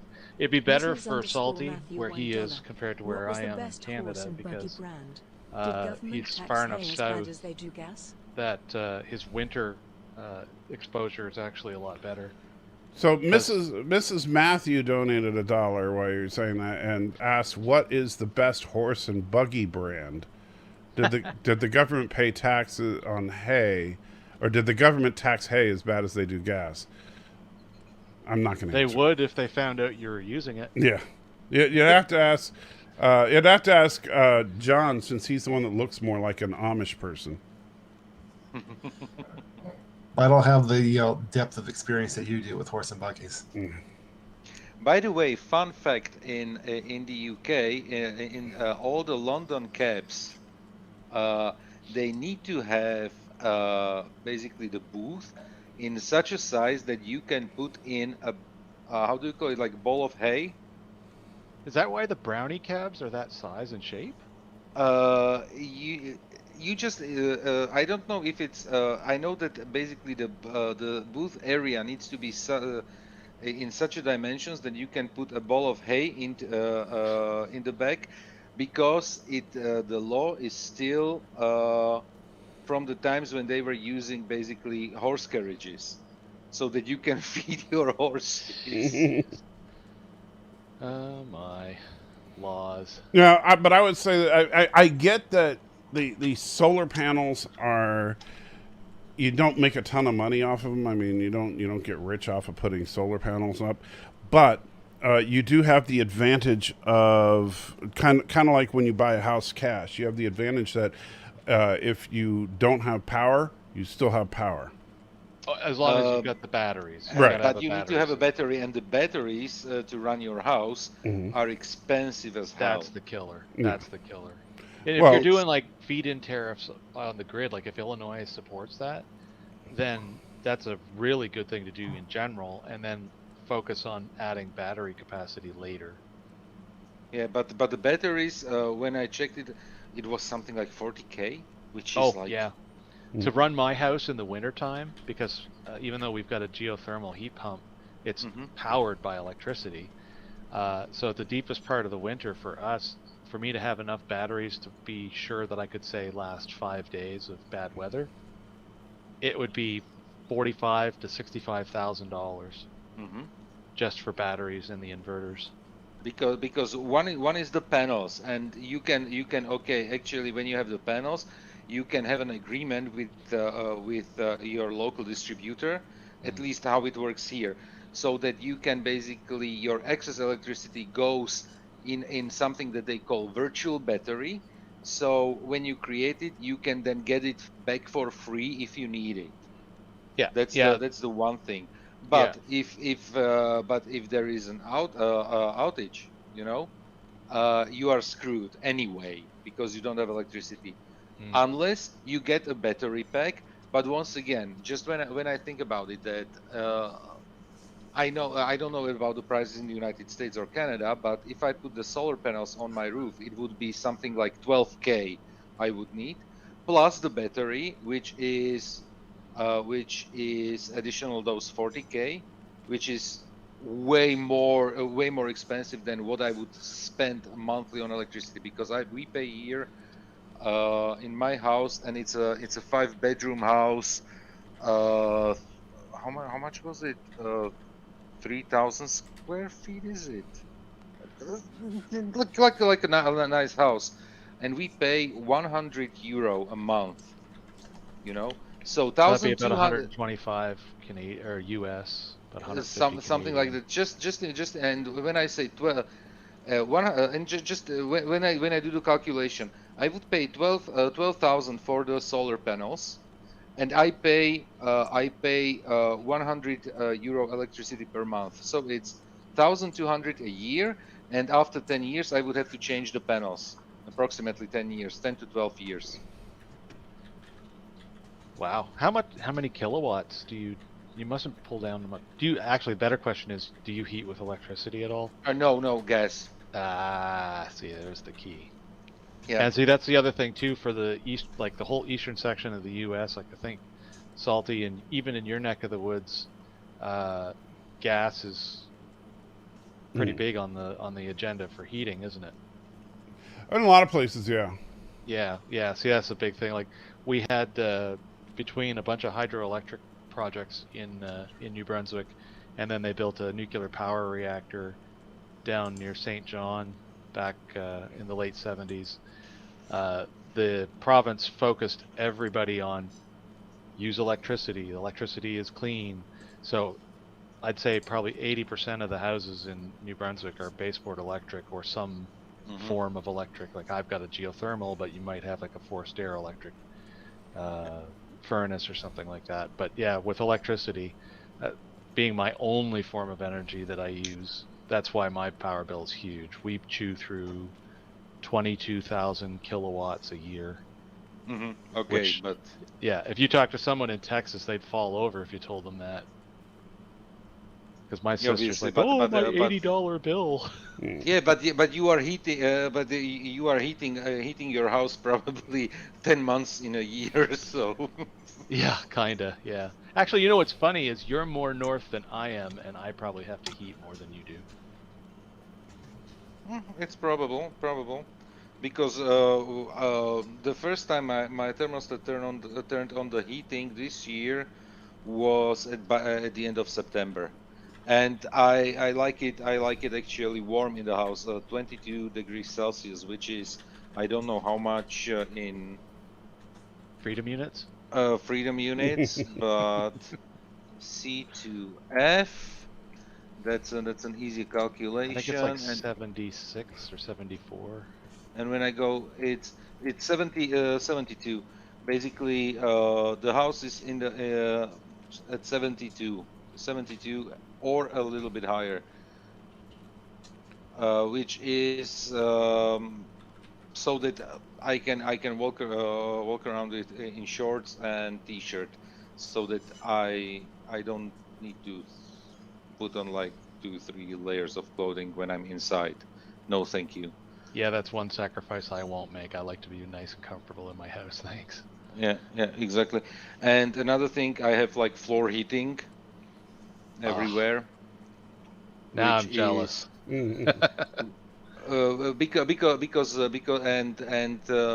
Because what I saw is that when you have how do you call it, like radiators? It's radiators. Yeah. That you have. Yeah. Yeah. You need to actually crank up the heat in the radiators way higher to get an even distribution of the heat around the house, and especially if you have like larger rooms, definitely floor heating is the go-to thing, because it's even and the heat basically goes up.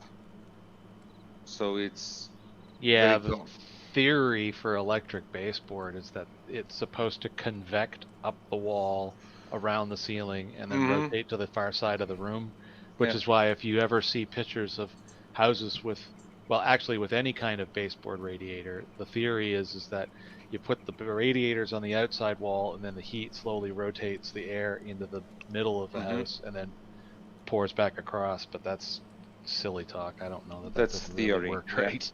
That's the problem. Yeah. And just say they're number one sci-fi. It's funny because I was just getting ready to wrap up because I got to get ready for lunch here. So. Oh, my bad. No, that's all right. Hello, number one. So, so it was fun, but it was fun hanging out with you guys. Thank you for hanging out with me. If I can, I will stream again tonight, but no promises. It's going to depend on how exhausted I am after T'Pring's first day of training. But thank you for the information that you guys shared as far as the graphics cards and stuff. I'm going to look into that a little bit. As far as but you're pretty sure, like if I was to manage to scrounge up a 3060, that it would work in my system. It's definitely a card that is way more performant than the one that you have right now. See, the thing I worry about is, like, I see when I look at it, it says, PCIe 4.0, and I don't know that that's a PCIe 4. No, it's definitely not. It's definitely not the one that you have, but it is downward convertible. Okay. Compatible. So it won't be working at its full capacity, but it will work on exactly. Okay. Exactly. It won't work with the full capacity, but it will definitely give you more performance. Okay. And especially in editing. Right, and that's my main concern, especially because once I move, if I can't get a new computer, and this one has to just serve me for the time being, then I'm gonna need, because I already struggle a little bit, like when I'm editing the movie night stuff. So I would definitely say if it was like for only editing and budget wasn't a constraint, I would tell you, okay, go for NVIDIA Quadro P4000 or something like that. But those are like the prices there basically break budget for. Yeah, I know. As soon as you say Quadro, I know. Yeah, that's like a $5,000 card. Easily. Yeah. Even on a normal day without crypto and no pandemic. Right. When Quadro comes into the picture, I will have won the lottery, or I'll have 1 million subscribers or something like that. But yeah. Don't you have like no, you don't have unnecessary kidneys. Yeah. Okay. Well, I have one kidney that's at 40% capacity, so I could sell that one and get like 40% of the price of a kidney. Right? Doesn't that you work? Just need to go to dark web and basically. Did you see that they're close to approving pig to human kidney transplant? Well, but you see, I'm working. I need to sell a kidney. I'm not looking to buy. I'm looking to sell. I'm So trying you can sell it to a pig. But you could buy instead of a house, basically a farm where you could raise pigs and sell their kidneys. And Alexander could work as a butcher for you. Yeah, Alexander will be chopping up the meat. That's what a weirdo. All right, so with that, thank you again, guys, and to everybody else. Take it easy. Have a good one. Jolan True, and yeah, remember, you're the salt of the earth, but I'm the salty trekker, and these guys, one of them likes to drink goat milk right from the teat. I'll let you guess which one it is. I won't tell you, but I'll tell you, he's got a picture of a rainbow with what looks like a green teat right by his face. It's because it's a sickly goat teat. That's what that is. Just saying. Love you.